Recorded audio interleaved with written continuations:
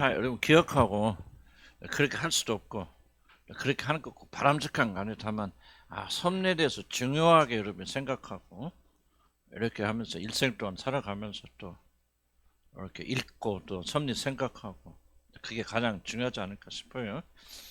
하나님 섭리가 무엇인가 뭐 설명드렸고 쭉 다시 한번 살펴보면은 이 5페이지 다시 한번 볼까요? 제목만 좀 나눌게요. 왜 하나님 섭리를 믿고 고백하는 게 중요한가? 제가 왜 계속 반복합니까? 반복이 더 좋은 방법 없어요. 100번 이상 반복해야 되는데 나만 그런 게 아니라 정말 이 모든 강의 잘하신 분들은 한결같이 똑같은 얘기를 들어요. 반복이 좋은 강의 없어. 계속 반복. 하나님의 선을 믿고 고백하는 게 왜 중요한가? 안식을 가져다 준다. 모든 게 하나님 손 안에 있다. 또 선하신 하나님 손 안에 있고 모든 게 하나님 목적이 있다. 그럼 우리가 어려움과 시간을 지낼 때 안식하죠. 여러분 세상을 살아가는 것과 고난과 고통과 분리할 수 없어요. 삶 자체가 고난이에요. 생각해 보세요. 하나님 반역해서 에덴에서 쫓겨난 우리들이 평강을 누리는데 거짓이요. 짝퉁에 불과하고 그런 것을 느끼지 않기 위해서 뭐 돈 가지고 막 별걸 이상한 짓을 다 하지만은 사실은 인간의 삶과 고통은 같은 단어입니다. 중간중간에 조금 기분 좋고 좋은 일 일어나지. 그렇게 하지만 끊임없는 고난의 연속이죠. 그렇다면은 섭리를 믿지 못한다면은 우리는 안식을 누릴 수가 없는 거예요. 모든 것이 하나님 손 안에 있다.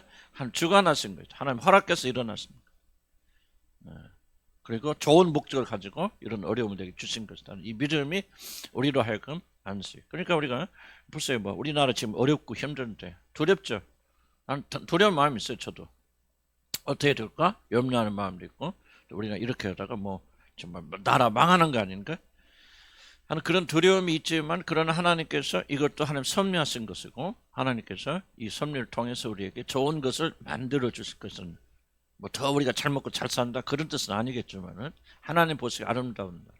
우리나라 너무나도 교만해졌고 대한민국 정말 너무나 방탕했고요.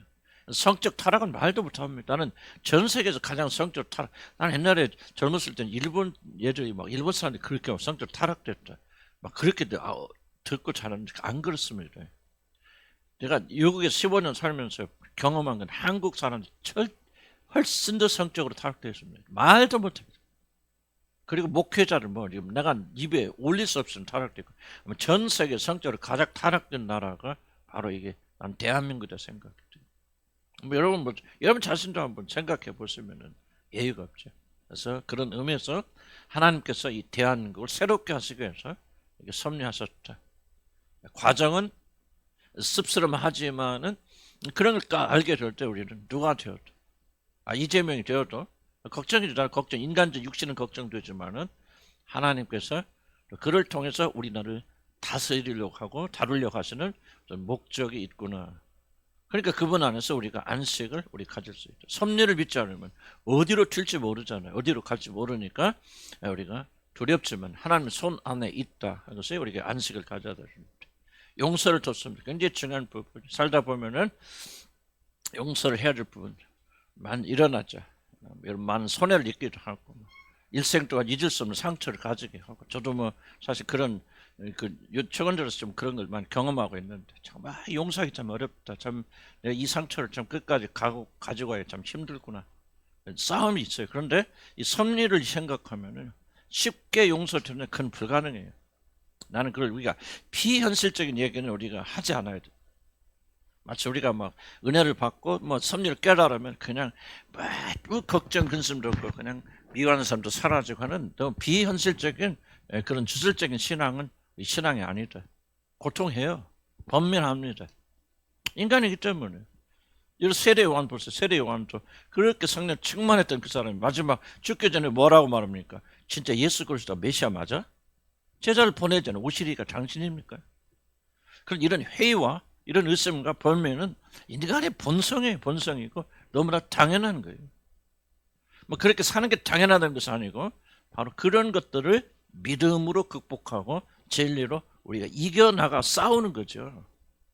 우리가 처음부터 이거 공부하거나 또 믿음을 가지면 모든 막 근심 걱정이 눈 녹듯이 사라지고 행복하기만 하는 것 같은 그런 착각에 우리가 비현실적인 믿음의 착각에 빠져서는 안 됩니다. 그래서 그리스도의 특징이 뭐냐? 싸우는 데 있어요.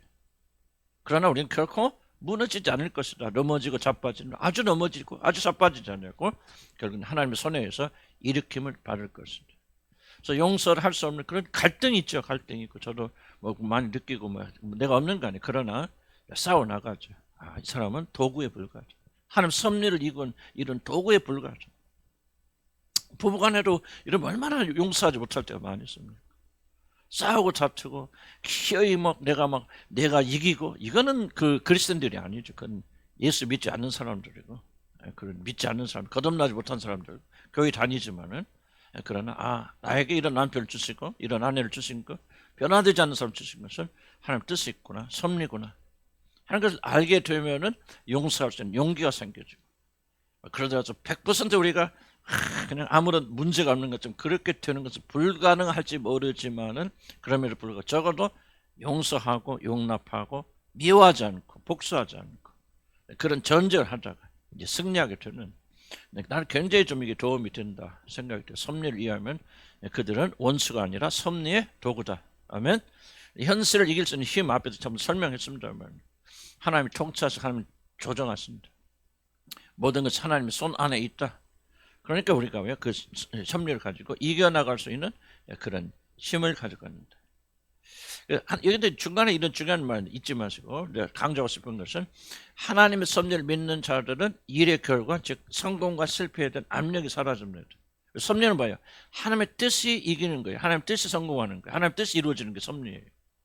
섭리를 여러분 오해해가지고 하나님 섭리하시고 역사하신다, 모든 것이 내가 잘 되고 내가 건강하고 내가 돈 많이 벌고, 그런 식으로 여러분이 섭리를 접근하시면 하나님의 섭리를 전혀 이해하지 못하게 됩니다. 그래서 뒤에 제가 한참 많은 부분을 섭리와 고통이라는 주제를 같이 엮은 것은 뭐냐, 섭리는 반드시 인간 고통과 함께 옵니다. 섭리의 궁극적인 목적이 뭐냐, 사실은 우리 육신을 제거하고 우리가 온전히 하나님만 의지하고 바라보는 그런 사람 만들어 가시는 하나의 성화의 과정이 섭리를 배우는 목적 중에 하나입니다. 하나님만 다 도우셨구나. 막 이렇게 나을 때도 막 자라날 때도 하나님께 다 섭리하셨고 막 개입하셨고, 그러니까 이제 막 하나님께서 날 축복하셨구나. 그런 그 잘못된 주술적인 믿음이 아니라 이제 그런 분에게 나의 모든 삶을 내어 맡기고 하나님을 찬양하고 감사하고 하나님 주권에 순종하게 되는, 이런 것이 섭리를 배우는 중요한 목적이다. 그래서 왜 현실이 어렵느냐? 현실이 나의 소원과 반대되는 길로 가기 때문에 어려워요. 현실 자체가 어려운 게 아니에요. 어렵기 때문에 어려운 게 아니고, 이 어려움이 나의 기대와 반대되거나 하기 때문에. 결혼의 절대적으로, 결혼이 왜 깨집니까? 결혼의 가장 큰 어려움은 잘못된 기대. 이러면 남자를 만났을 때 이 남자 만나면 정말 나를 만족시켜 줄 거예요. 이 여자 만나면 정말 나에게 순종하고 나를 사랑하고 막 행복할 거예요. 내 모든 안전이 풀어질 거예요. 라고 생각했지만은 그 기대에 못 미치기 때문에 그런 거 아니에요? 현시되는 어려움은요, 어려움 자체, 이런 보세요. 가난한 나라, 네팔 가도, 아까도 네팔 사람들 가보면 행복한 것 같아요. 부탄 그 조그만 나라인데, 정말 가난한 나라인데, 행복지수 1번이에요. 물론 스웨덴은 그 진짜 행복지수 1위는 어디냐? 스웨덴, 선진국이죠. 그런데 놀라운 것은 왜 선진국 사람들이 그렇게 행복하고 행복지수 1번이냐? 가장 잘 살기 때문에 그러냐? 아니에요. 스웨덴 사람은요, 이 얘기 들어보면 이현석 목사님 잘 설명해 줘서 내가 또 배웠어. 그러다 스웨덴 사람들은요, 경쟁의식이 없다는 거예요. 내가 널 이겨야 되겠다, 너로부터 잘해야 되겠다. 오히려 그 사회는요, 돈 많이 벌고 권력이 많은 사람을 경멸한대. 그리고 막 돈 많이 벌려고 막 발버둥 치면요, 그 사회는 굉장히 경멸한대. 저건 아주 그 수준 낮은 사람이에요. 오히려 그냥 자유롭게 자기가 아무거나 막 길에서 쓰레기를 줍는 청소부를 하건 뭐라 하건 지금 그냥 편한 거예요. 자기가 자기 되면 돼. 경쟁하지 않아. 비교하지 않아. 그러니까 그냥 스웨덴 사람들은 선진국이지만은 가장 행복지수가 1번이라는 거예요. 그러니까 섭리는 뭐예요? 섭리는 내 소원이 아니라, 내 뜻이 아니라, 내가 잘 먹고 잘 살고 뭐 잘 되고 뭐 우리 자녀들 막 이게 그냥 쩌들어 있는 분들 계시거든요. 그게 아니라 하나님의 뜻이 내 안에서 이루어지는 것이 섭리의 목적이기 때문에, 현실을 이길 수 있는 힘을 준다고 하는 것은 바로 그걸 포기하게 되잖아요. 섭리를 이해하면 모든 것이 아버지 하나님 보시기에 좋게 이루어질 거야 하고 내어 맡겨 버리니까 우리 그 안에서 평안하게 되고 현실을 이길 수 있는 힘이 되는데, 여러분이 욕심 있는 사람들은 먹고 사는 것에 주로 관심 있는 사람들 거듭나지 않으면 그러잖아요. 거기서 못 벗어납니다. 거듭나지 않으면. 거듭난 사람은 나는 뭐 구원에 확신이 있어. 그거는 여러분이 전혀 그렇게 말하면 안 돼요. 증거가 있어요. 증거가. 왜 나는 여러분들 보면서 저 사람 거듭나지 않았을까? 왜 그렇게 생각합니까? 이런 극적인 변화들이 일어나지 않고 있기 때문에 열심히 얼마 기도하고 이게 이슈가 아니에요. 여러분들. 강을 건너야 돼. 요단강 건너야. 홍해를 건너야 구원받은 거예요. 홍해가 뭐예요? 요단강이 뭐냐 그 말이에요. 자기 죽음이라 그 말이에요. 남아있고 우리가 먹고 사는 문제가 완전히 자유롭지 못하죠. 죽을 때까지 그렇긴 하지만은 그것을 절대적 목적으로 삼는 사람이 홍해 건너서 요단강 건너서 죽었기 때문에 변화돼서 세례받잖아요. 요단강 들어서 물속에 들어가서 그 너희들이 홍해를 건너면 세례를 받은 것이라 고린도서 그렇게 말하잖아요. 무슨 세례? 죽음의 세례잖아요. 더 이상 세상이 나 자신 자아를 만족시키는 것이 이 없진 않아요. 육신이 강력하게 있죠. 그렇지만 그것을 지고 굴복하는 것이 아니라 이제 승리하는 새로운 존재가 되어졌다. 이걸 가리켜서 거듭남이라고 하는 거예요. 그런데 열심히 기도를 해. 나와 뭐 헌금도 하고 열심히 해. 그런데 뭐야? 이 강연을 건너지 못했다. 그 사람이 거듭난 게 아니란 말이에요. 거듭났다는 말은 새로운 존재가 되었단 말이에요. 새로운 존재가 뭐예요? 나 중심, 나의 행복, 나의 안전, 그리고 세상적인 기준으로 잘되고 성공한 이것에 매몰려 있던 사람들이 전혀 거기 그런 삶의 죽음이 가해지고 이제 뭐예요? 온전히 하나님을 향해서 그리고 이웃을 사랑하는 그런 사람 바뀌어지는데, 물론 이것은 하나의 과정이에요. 과정이거든요. 하루아침 일어나는 거 아니지만 거듭나서 이제 성화의 과정 통해서 온전히 변화되어 나가지만은 이런 극적인 변화가 일어났다면은, 나는 그런 변화가 일어났고, 나도 우리 집사람 볼 때도 극적인 변화에는 우리 아들 보대로 극적인 변화가 일어났거든요. 설명할 수 없는 변화가 있단 말이에요. 그럼 완전합니까? 아직 완전하지 못하죠. 아직도 나도 물질 때문에 걱정하고 근심하고 어떤 염려고 안전 때문에 나도 괴로움을 당하기도 하고 나 그러잖아요. 그러나 뭐요? 근본적인 내 마음은 바뀌어져 있기 때문에 극복할 수 있다 그 말이에요. 내가 우리 집사람 볼 때는 극적인 변화가 일어났거든요. 어떻게 이렇게 다른 사람이 될 수 있을까? 우리 연성 목사 볼 때도 어떻게 이렇게 처음 10몇 년 전에 우리 마천동에 전도사로 왔을 때 있었잖아요. 그때하고 지금은 내가 완전히 하늘과 땅 차이거든요. 이런 변화는요, 사람이 만들지 못하는 겁니다. 노력해서 되는 게 아니에요. 초자적인 역사 일어났고 성령이 역사에서 다른 존재로 바뀌어져 버렸기 때문에 그 일이 가능하고, 그러나 육신을 가지고 있기 때문에 때로는 넘어지기도 하고 때로는 유혹도 받아요. 이 현실을, 그래서 내가 현실 얘기를 자꾸 하는 거예요. 구원은 이상이 아닙니다. 하늘나라에서 완성될 모습을 현재의 기준으로 끌어내리면 안 되고 그것도 잘못하는 거예요. 그러나 갈등 가운데서 그 사람은 이제 강을 건넜단 말이에요. 그럼 난 여러분들 그런 분들이 보이는 분들은 거듭났구나, 하는 자녀가 되었구나, 낑낑대면서도 왜 저 사람 저렇게 낑낑댈까? 그렇게 찔려 낑낑댄다면은 그럼 거듭난 거 아니야? 하나님 자녀가 됐으니까 못하면서도 회개하면서 눈물 흘리면서 낑낑대면서 주님을 향해 간다면 그 사람은 극적인 변화, 요단강 건넜어요. 건너갔거든. 홍해 건너갔어요. 그러니까 낑낑대는 거예요. 그런데 여러분 가운데 그런 분들께서 아직도 먹고 사는 문제, 크게 낑낑대는 원치원입니다. 물론 내 마음도 내가 어떻게 그 속에 들어서 다 알지는 못하지. 그러나 극적인 변화가 일어났다면 나는 볼 때 그 사람이 거듭났다고 보는 거죠. 뭐 그런 분, 거듭나신 분들 여기저기 상당히 많이 있고, 나는 볼 때 우리 교회는 다른 교회에서 현장에 많은 건 사실이지만은 그런 극적인 변화를 꼭 체험을 해야 된단 말이에요. 자기 중심, 자기만 알고. 이게 어떤 사람들 보면 이게 뭐 철통 같아요. 자기 잘못과 죄를 고백할 줄 몰라. 끝까지 변명해요. 왜? 거듭나지 않아서 그래요. 그 사람. 왜? 이게 못합니다. 왜? 안 보이는 거예요. 내가 잘못됐다는 거 인정이 안 되는 거예요. 왜? 자기가 잘못된 걸 느낄 수 없어. 왜? 새로운 사람이 안 됐기 때문에. 그렇게 모든 관점, 기도를 해도 자기 복 받고 잘 되고 먹고 마시는 거고 열심히 헌신해도 이거 헌신하면 하는 게 무슨 축복을 주실까? 다른 사람이 나를 어떻게 볼까? 변명과 뭐.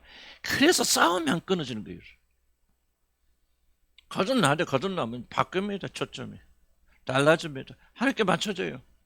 하나님 얘기 많이 합니다. 어떻게 하면 그분을 기쁘세요? 어떻게 하면 그분의 뜻대로 살까? 의외로 참 열심히 있는 사람 중에서 거듭나지 않은 분들이 계세요. 목사 중에서 거듭나지 않은 사람이 사실 대부분이라 나는 그렇게 생각합니다. 오늘날 비극이죠. 어쨌든 섭리를 이해하면 현실을 이길 힘이 된다.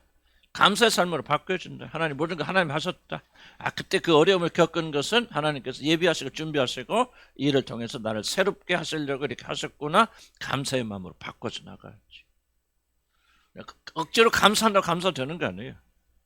사회에 나가면 그런 거 가르치죠. 강의할 때 감사, 굉장히 감사도 많이 가르칩니다. 한결같이 주장해보면 꼭 감사하는 말 하면 감사로 바뀐다. 그러나 기독교는 그게 아니에요. 진짜 감사의 원인을 찾아야 돼. 왜 감사해야 돼? 이유가 있어야 돼. 하나님 섭리하셨죠. 역사하셨죠. 그때 내가 다 잃어버리고 다 실패한 것 같았지만은 하나님이 이렇게 하시려고 이렇게 하셨구나. 하나님이 나를 돌보신 것이구나. 이렇게 섭리하셨구나. 이렇게 안 했더라면 내가 오늘 여기 앉아서 예수 믿는 사람 되지 못했을 텐데 하나님의 손이 계속 들어가 있었구나. 발견하면 하나님 이해하게 되죠. 하나님 감사하게 되죠. 그래서 우리가 다른 사람이 된다. 겸손하게 만든다. 우리 힘이 아니라 그분이 하셨다. 섭리 겁니다. 하나님의 섭리, 인간의 책임, 이것도 여러분 잘 기억하실 바랍니다. 그래서 결론적으로 하나님의 섭리, 인간의 책임의 핵심은 모든 것을 하나님 섭리하십니까? 그럴 수 있죠. 그러나 이제 조금 약간 좀 조심할 부분들, 인간의 모든 행위와 악함까지도 여러분 하나님이 섭리하셔서 인간의 의지와 반해서 하나님이 역사하시는가라는 질문은 나는 아니라고 나는 개인적으로 생각합니다.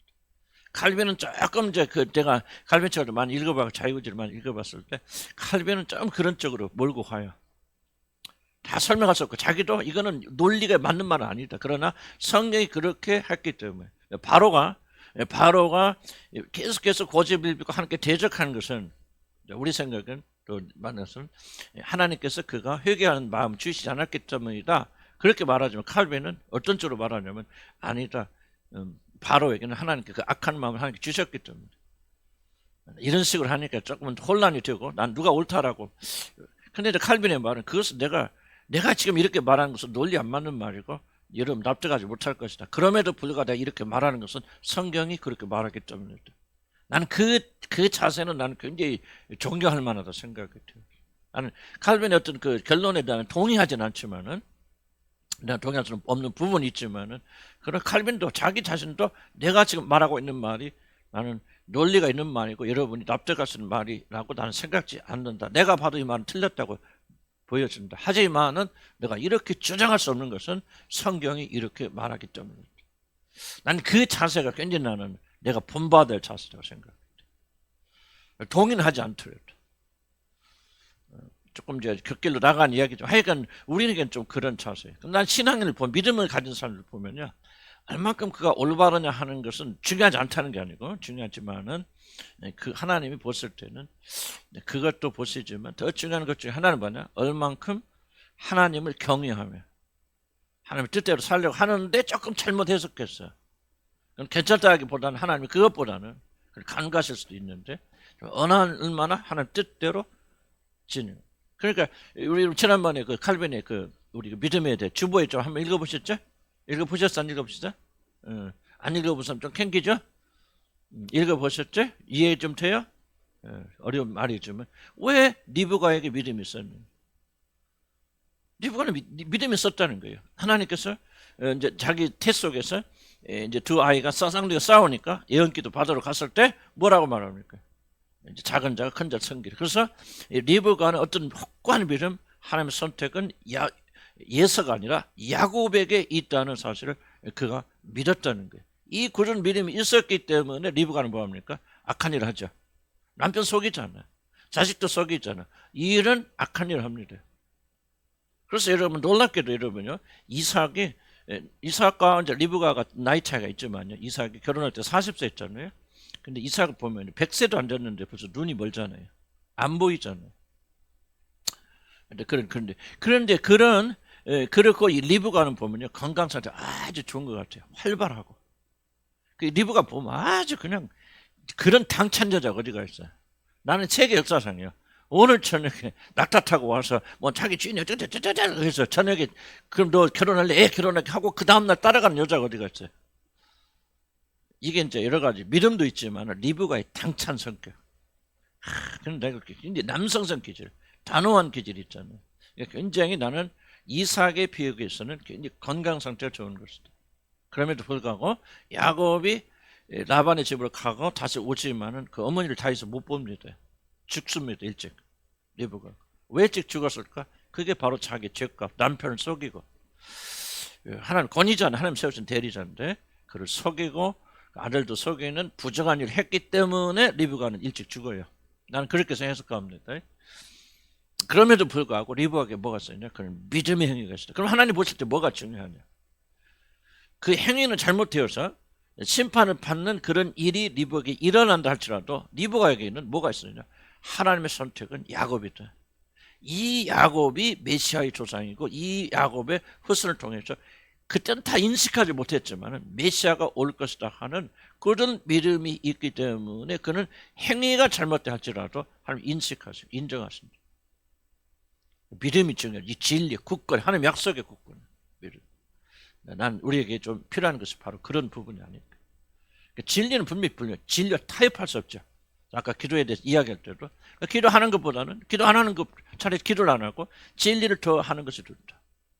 진리에 대한 그런 열심이 있어야 된다. 그러나 진리가 확고하다면 리브가의 믿음은 확고했죠. 야곱이 하나님 선택받은 자다. 구원의 관계된 겁니다. 이를 통해서 후손을 주실 것이고 이 후손을 통해서 모든 인류가 복받게 될 것이다 하는 것을 정확하게 우리 같은 이해로 이해는 못했어도 리브가는 그것을 받아들였어요. 근데 그것을 성취하는 데 있어서 비도덕적 행위를 하기 때문에 하나님의 그를 심판하셔서 이 세상에 남편을 먼저 죽게 만드셨어요. 그런 심판을 하셨죠. 그럼에도 불구하고 하나님의 섭리를 순종하는 그런 믿음을 가지고 있었다. 그래서 이 점을 잘 기억하시고, 자, 우리 10페이지 보면은 그 섭리와 인간 책임의 관계를 난 다 설명 안 할게요. 했으니까 다시 한번 기억하세요. 그래서 하나님은 인간의 책임에 대해서 굉장히 경계선이 있다. 그래서 우리가 정확하게 이해할 수 없어요. 정확하게 어디까지가 하나님의 섭리고 어디까지가 하나님의 정하신 책임인가 하는 것을 난 잘 이해할 수 없어요. 그렇겠지만은 잠깐 내가 설명을 드리면 여기 중요한 부분이니까 여러분 요나서를 찾지 마시고 그냥 듣기 선지자 요나죠. 요나가 하나님께서 뭐예요? 다시스로 가서 어디로 가라고 했지? 니느웨로 가서 복음을 전해. 니느웨가 지금 어디입니까? 지금 이란, 이라크 그쪽입니다. 지금 가보면요, 그 고대 유적지를 발견하면요, 거기에서 3000년 아주 고대 넘어가는 교회들이 발견된대요. 놀라운 거죠. 지금 이 교회 완전 그냥 전멸됐잖아요. 이라크, 이란, 완전 무슬림이 다 점령했는데요. 그 나 이라크라고 기억하고 있는데 이렇게 고대 유적지로 가면 이게 바로 니느웨 거기입니다. 그 지역이거든요. 이란, 페르시아, 그다음 니느웨. 니느웨의 세계 최초의 교회가 거기서 유적지가 발견됩니다. 이게 바로 이제 추측할 때 바로 누굽니까? 누가? 요나가 가서 전도해서 그때 나라 전체를 회심하게 되죠. 그때 기독교가 상당히 강성하게 되죠. 그때 많은 교회들이 일어나게 되어졌고 나중에는 다 사라지지만 그런 유적지가 지금도 있습니다. 지금 그런 요나를 우리 이야기를 한번 들어보면요. 그럼 선택과 인간의 책임과 하나님의 섭리가 어떻게 작동하는지를 어렴풋하게 설명할 수 있죠. 자, 그래서 그곳에 가서 하나님의 예정에 따라서 그들에게 복음을 전하라고 하나님께 명령하셨을 때 요나가 어떻게 합니까? 그 섭리를 거부하죠. 그래서 배를 타고 어디로 도망갑니까? 니느웨와 정반대적인 다시스를 향해서 그래 출행을 합니다. 이거는 뭐 하나님이 섭리했을까 난 잘 모르겠어. 그러나 여기는 명확하게 요나의 선택이 보이죠. 책임도 선택이 보이죠. 그래서 배를 타고 가는데 하나님께서 어떻게 합니까? 배를 타고 막 합니다. 배를 타고 가는 거 하나님 섭리하셨을까? 난 잘 모르겠어요. 그럴 수도 있겠고 아닐 수도 있겠고 어쨌든 여기까지는 그의 선택 또 섭리가 섞일 수도 있겠죠. 그래서 자기 자유한 의지로 하나님의 뜻을 거절하기로 결정하고 그런 배를 타고 될 수 있으면 다시 쓰고 완전히 반대되는 쪽으로 그런 배를 타고 도망갑니다. 그런데 이제 갑자기 잘 가던 배가 뭐를 만나죠? 풍랑을 만납니다. 여기서 또 하나님 섭리가 이제 개입되기 시작해요. 전에도 있을 수 있지만 명확하게 안 보이지만은 이제 하나님께서 뭐를 합니까? 풍랑을 거기 보냈습니다. 이건 나는 완전히 하나님 개입이라고 생각해요. 풍랑을. 그리고 풍랑을 보내니까 뭐예요? 전부 다 이제 먼저 아무리 그렇게 막 바다에 물건을 던지고 그래도 다 죽어가니까 그럼 도대체 누구 때문에 우리 배에 이런 저주가 임하는가 하고 제비를 뽑자. 그래서 제비를 뽑으니까 누가 당첨됐어요? 로또 당첨되듯이 요나가 당첨됐다. 우연이라고 생각하십니까? 나는 절대 그렇지 않아요. 하나님 절대적인 섭리를 했다. 그래서 어떻게 합니까? 그 요나를 받아서 뽕 던지지. 던지니까 어디가 있어? 뭐 어떻게 했습니까? 고래가라고 어디 성경에 써 있어요? 큰 물고기 고래밖에 없지. 밍크 고래인지 뭔가 엄청나게 큰 고래가 이러면 엄청나게 큽니다. 이건 배만해요. 어떻게 막 고기가 막 사람을 삼킬 수 있느냐? 아닙니다. 그건 10명, 100명이라도 삼킬 수 있는 큰 아주 대형 고래들 이런 봅시다. 그 동물의 왕국 보면요. 아주 집채만한 그냥 빌딩만한 고래들 많거든요. 그런 고래들이 거기에 대기하고 있다가 누가 대기하라고 했어요? 천사들 동원해서 나는 대기하고 있다가 그때 내려오는 요나를 솔랑 받아먹잖아요. 이거 우연이라고 생각하십니까? 나는 하나님의 절대적인 섭리라고 생각합니다. 뱃속에 들어간 요나가 이제 뭐예요? 그곳에서 죽지 않고 죽어야 되는 사람 살리시면서 그래서 시궁창 나는 그곳에서 3일 동안 거하면서 여러분 회개하죠. 그래서 다시 나와서 전도해서 결국은 하나님의 뜻이 이루어지잖아요. 여기 이제 이런 다 설명할 수 없어. 설명 필요도 없고. 그런데 이제 인간의 책임과 섭리의 문제가 기가 막히게 융합되어 있다. 융화되어 있다. 그런 것을 우리가 할 수 있어요. 그래서 연구사항입니다. 연구사항. 하나님 섭리. 내가 지금 강조하고 싶은 것은 하나님의 섭리라고 해서 우리가 다 모든 게 하나님 책임이다. 예를 들자면 바로가 회개하지 않았다. 하나님이 회개할 수 있는 힘을 주지 않고 회개하지 못하도록 막았다. 나는 칼빈의 말도 자기도 인정하지만 어폐가 있다고 믿어지는 것은 그렇게 되면 그 죄에 대한 책임을 누가 져야 되느냐? 하나님 전적으로 지셔야 되거든요. 그래도 하나님 주권이 뭐 더 강하니까 뭐 어떻게 설명할 수 없지만 그러나 우리는 인간이기요 섭리에 연결이 되어 있음에도 불구하고 인간의 책임의 영역은 이해할 수 없는 방식. 난 이 반을 강조하고 싶어. 이해할 수 없어요. 이러면 섭리를 이해할 수 없습니다. 그리고 특별히 인간의 책임의 문제가 들어올 때는 우리는 인간의 인간의 이성으로 이해하기는 불가능합니다. 구원도 마찬가지. 구원은 하나님의 일입니까? 우리의 일입니까? 전적으로 하나님의 일이죠. 그럼에도 동시에 우리의 일입니다. 그래서 제가 왜 예정론을 말할 때 선택론을 부인하면 안 된다고 말하냐면 그건 복음이 그렇게 말하고 있기 때문에 그래요. 하나님이 우리의 모든 구원을 다 예정하고 선택하셨지만은 그걸 받아들이고 안 받아들이는 것은 여러분의 선택이에요. 그것도 예정 속에 들어갈 수도 있겠고 선택 속에 들어갈 수 있겠지만 그렇다고 해서 그 선택이 여러분의 책임을 면제하는 게 아니에요. 오늘 여러분들이 그리스도의 복음을 받아들이지 못하고 거듭나지 못하고 여러분이 다른 자들처럼 믿음이 성장하지 못하는 건 전적으로 여러분의 책임이에요. 물론 하나님이 섭리하지 않고 예정하지 않아서 그럴 수 있죠. 그렇다고 해서 내가 오늘 이렇게 잘못 믿는 것이 하나님의 책임이라고 말할 수 없습니다. 전적으로 100% 여러분의 선택이고 여러분의 그럽니다. 그래서 하나님 꾸짖으시는 거 아니에요. 이 완고하다고 말합니다. 완고하고 완악하고 믿기를 더디하는 자들하고 하나님 책망하셔서 그들 심판하시는 것이죠. 하나님 다 섭리하셔서 어떤 사람이 은혜를 주시고 맞아요. 어떤 사람이 은혜를 안 주시고 맞는 말인데 그렇다고 해서 은혜를 안 주셨으니까 은혜를 주었으니까 이건 나의 책임이 전혀 없다. 성경은 그렇게 말하지 않아요. 무슨 되는 것 같이 보이고 우리는 이 세상에 사는 동안 무슨 되게 보일 거예요. 우리 인간을 이해할 수 있는.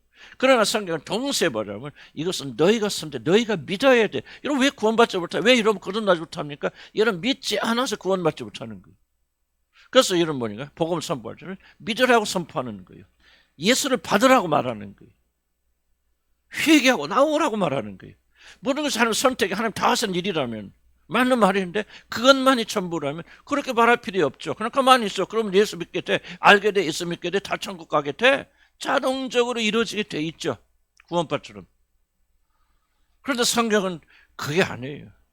구원파에 말하는 복음만 있는 것이 아니고 그건 반절이 뭐 구원파를 틀렸다 말할 거라고 반절밖에 없어. 그럼 진짜 뒤는 뭐예요? 진짜 뒤. 근데 왜 구원파를 이단이라고 합니까? 사단은요. 사단이 거짓말합니까? 사단의 말씀에는 반절은 맞아요. 너희가 이것을 보면 눈이 밝아졌어 안 밝아졌어요? 밝아졌죠. 근데 거짓말하죠. 죽지 아니하리라. 죽잖아요. 반절 진리는 가짜 진리예요. 그래서 구원파는 무서운 이단인 거예요. 가장 무서운 이단이 구원파인 겁니다. 왜? 진리로 말하고 있기 때문에, 반절 진리로 말하기 때문에 사람은 그쪽 반절만 보고 이것이 진리라고 몰려가게 돼 있어요. 그런데 그것은 뭐예요? 뒤에 있는 말, 너희가 이걸 먹으면 이대로 살면 넌 죽으리라 말하지 않잖아요.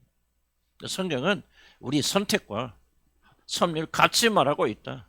나는 마틴 노이즈 목사님 좋아하는 이유 중에 하나가 뭐냐면 이분이 균형 있게 말하는 거예요.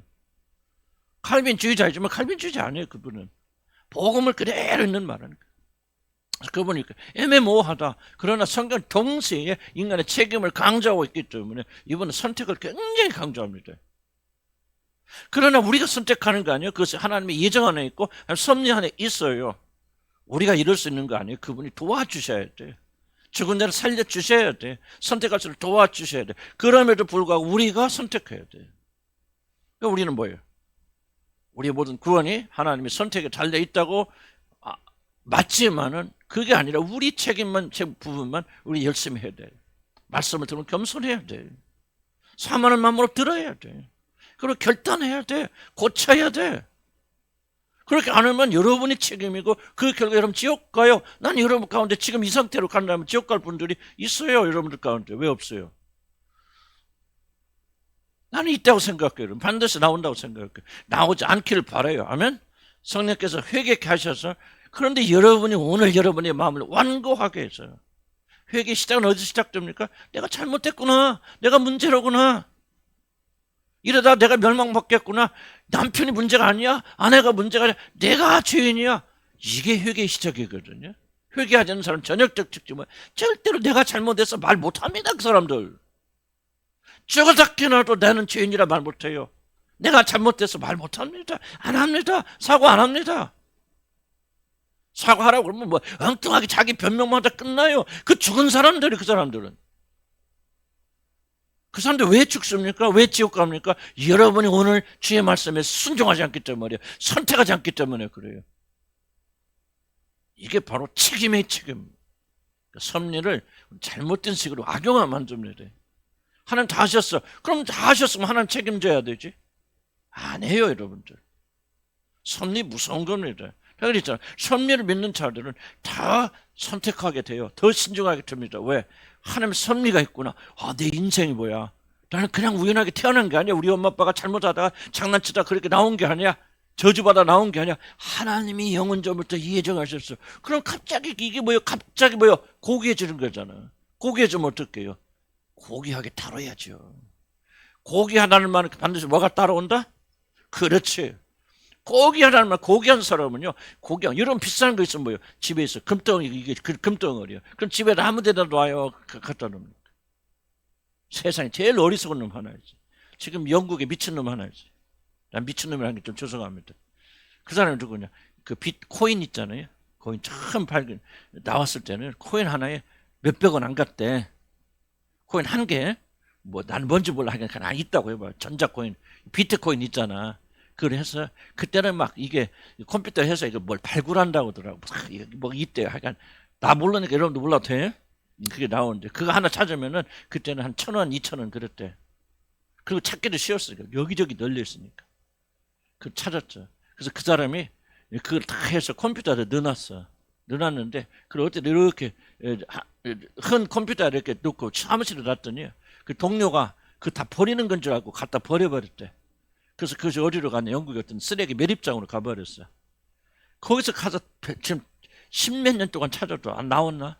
다 묻어버렸어. 이제 소송을 해서 나 이거 찾아야 되니까 이거 찾도록 허락해줘라. 이 쓰레기장 다 내가 뒤질 수 있는 법원에 하니까 법원은 허락 안 해주거든요. 그때는요 하나에 1,000원 얼마에서 하면 다 해봤자 몇만 원 안 갔어요. 지금 그게 얼마 가냐? 1조 4천억이래. 지금 현재 그렇게 뛰어가지고 나 먹을라 네 말인다. 그렇죠. 고귀한 거, 고귀한 거. 자, 보세요. 왜 이 사람이 그렇게 그것도 방치해뒀습니까? 그때는 고귀한 줄 몰랐잖아. 고귀한 것이라는 걸 지가 알았더라면은 이제 나중에 와서 땅 치고 후회하면 무슨 소용이 있습니까? 고귀한 것입니다. 그러니까 여러분들 잘 들으세요. 여러분이 오늘 구원받지 못하면 여러분이 올바른 고귀한 걸 선택하지 못해서 아무에게도 변명할 수 없어요. 하나님은 공의로운 분이에요. 내가 너를 선택하고 예정하지 않아서 지옥 간다? 맞는 말이지만 동시에 그거 없다 할지라도 100% 여러분 지옥 갈 만은 여러분의 이유가 있기 때문에 지옥 가는 거예요. 하나님 은혜는 그것에 개입하셔서 여러분 회개하도록 도와주시는 거예요. 그래서 그 사람이 회개하고 주님을 받아들여서 생명을 가지도록 만드는 것이지 하나님이 예정하셔서 섭리했다고 아무렇지도 않게 그냥 내 멋대로 살아가지고 하나님 구원하신다? 여러분 그런 거짓이 어디서 나옵니까? 그래서 우리는 철저하게 하나님 섭리를 믿는 자들은 그때부터 고귀한 거잖아. 그러니까 여러분이 그냥 몇만 원 안 가는 컴퓨터인 줄 알고 갖다 넣고 지금 지나보니까 1조 4천억인데 그 1조 4천억이 누구 장난 이름입니까? 지금 땅을 치며 후회하면 지금 10몇 년째 땅 파고 있죠. 나오나 그게 어디다. 이런 어리석은 삶을 살지 말래. 섭리를 믿고 예정을 믿는 자들은 정말 선택을 소중하게 여긴다. 두렵고 떨리는 마음으로 우리의 구원을 이루어 나간다. 왜? 내 삶은 이렇게 고귀한 거니까. 영원 전부터 하나님 예정하셨어요. 이거 잘 안 믿겨져서 그렇지 믿겨지면요. 내가 이렇게 살아도 되는 게 존재가 아니에요. 무슨 존재예요? 책임적 존재예요. 책임적 존재. 고귀한 존재는 책임지는 거예요. 고귀하지 않는 사람은 뭐예요? 너 때문에 너 만나서 맨날 이러고 사는 거예요. 책임적 존재는 뭐예요? 내 책임이야. 내 인생은 내가 너한테 맡길 수 없어. 내 인생이 얼마나 중요한데 내가 너에게 맡겨서 너 때문에 내 인생이 기쁘고 슬프고 나 그렇게 못해. 나는 적어도 태초 전에 하나님께 예정한 사람이고 구원받고 섭리한 사람이야. 하나님의 신적 힘을 생명을 가지고 있고 신적인 그런 삶을 가지고 있는 사람이 그때부터 뭐 책임지죠. 이 고귀한 걸 내가 지켜 누가 지키냐 그 말이에요. 아니 여러분 보세요. 뭐 몇 억짜리 뭐 금덩이 있는데 그걸 뭐 남편이 왜 그거 잘못 지켜 그렇게 말할 수 있냐 그 말 아니지. 내가 지켜야 되지. 무슨 말 이해 가시죠? 그러니까 여러분들 심리적으로 말하면요. 남 탓하고 너 때문에 하는 사람 뭐가 있어요? 속에 자존감이 없어요. 자존감이. 아니 부서진 사람들이에요. 자기 가치를 전혀 모르는 사람이니까 아무에게 맡기는 거예요.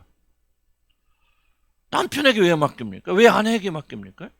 그럼 내 삶이 너무나 형편없는 것이기 때문에 나는 뭐 누가 맡아도 상관없어 가져가 그리고 네 책임져 이렇게 말하는 것이지 자기를 사랑하고 자존감이 높은 사람들은요 왜? 내 인생 책임적 존재 나는 내가 책임져 물론 하나님 그 뒤에 있죠 그러나 난 누구에 의해서도 내 행복을 좌지우지할 수 없어. 과거도 마찬가지. 과거에 뭐 너무 지금까지 뭐그 과거에 어머니가 어쩌고 뭐 이모가 어쩌고 삼촌이 어쩌고 왜 그 자기 인생이 중요하다고 여기는 사람은요 그렇게 하는 대신에 물론 이건 내 거야 소중해 딱 놓고 내가 책임지고 내가 돌보고 과거에 어땠어 나 과거 이제 안 봐. 아멘. 그러고 자기 생명을 나가는 거 이게 존귀한 거예요. 고귀한 거예요. 나는 하루에 심리적으로 조금 해서. 보면 맨날 변명하는 사람을 보면 저 속은 진짜 열등감, 수치심 가득 들어있다. 자기를 전혀 값어치 있게 생각하지 못해요. 그러니까 매일 남편만 봐라. 남편만 너 때문에 뭐 때문에. 그거는 여러분이요. 여러분의 삶을 정말 유린하는 거예요. 그 속에는 열등감, 좌절감, 수치심 나는 아무것도 아니에요. 자기 광고에 뭐 나는 알지 내가 목사니까 목사이기만 동시에 또 이런 일을 오랫동안 해왔기 때문에 내가 다 설명을 안 하는 거고 교인들한테 일일이 그럴 필요도 없고 이렇게 하는 거죠. 어떨 땐 참 안타까워. 내 말 틀려요? 이러면 자존감 생기고 섭리를 알고 하나님 이렇게 나를 사랑하시는 거예요. 영원전에 내 이름을 자기 손에 기록했죠. 그러면 내가 중요하죠. 중요하니까 막 교만하면서 막 나는 막 이렇게 존경해야 돼 사랑해야 돼 그렇지 않아요. 자존감이 높은 사람 뭐 한다? 책임진다. 자기 인생에 대해서. 아멘. 책임적 존재. 자 그럼 보면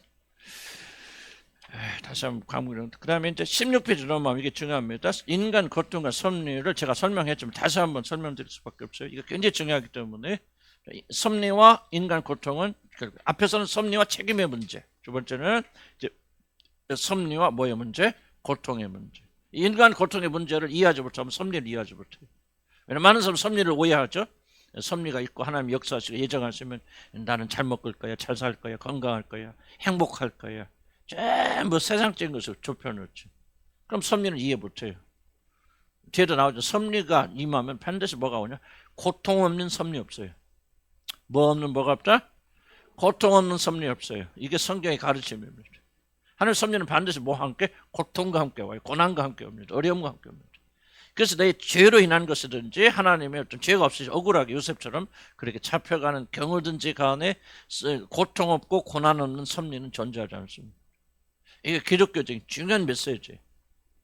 여러분이 왜 섭리에 대해서 많은 사람 관심하지 않습니까? 이 문제 때문에 관심하죠. 사실 섭리는 고통이 따라오기 때문에 고통이 따라오는 걸 좋아하잖아요, 여러분들이. 그러니까 섭리를 알려고 안 해요. 그냥 거꾸로 주술적으로 해서 뭐든 잘 될 거야. 속이는 거예요. 잘 안 돼요. 하나님 믿어도 열심히. 세상적인 관점에서는 잘 되지 않아요. 이걸 내려놔야 돼요, 여러분들. 여기서 해방돼야 돼요. 여러분이 하나님 믿고 열심히 하면 이 세상에서 잘 될 것 모르겠 그런 생각을 가지고 있는 한 여러분 결단코 진리의 깊은 곳으로 들어갈 수 없어요. 고통의 문제를 회피하고는 여러분 절대로 하나님의 진리를 깊이 들어가지 못합니다. 이 부분에서 우리가 생각 전환이 일어나야 됩니다. 자, 그럼 봅시다. 섭리와 인간 고통 좀 설명드렸고요. 좀 밑에 보면은 그러니까 인생이라고 하는 것은 죽을 때까지 고통에서 벗어나지 않는다. 그렇다면 섭리와 고통의 문제를 분리할 수 있겠느냐? 그건 불가능하다 하는 것을 기억해 주시기 바라고. 그래서 중요한 섭리는 질문은 마지막 단락에 나와 있죠. 내 자신의 고통 안에서도 하나님의 섭리의 시계는 가고 있는가? 이게 중요한 질문인데 왜 우리가 섭리를 연구해야 되고 섭리를 믿어야 됩니까? 내 고통 속에 고난 속에서도 울부짖음 속에서도 여러분 하나님의 섭리는 역사하고 있는가? 이 질문을 답하기 위해서 우리가 섭리 문제를 다루는. 그러니까 인간의 삶에 고통이 없다면 섭리를 다룰 필요 있어 없어요? 없어요, 사실은. 모든 게 잘 되는데 고난도 고통이 없는데 뭐 하늘나라 가면 하나님 섭리에 대해서 배울까?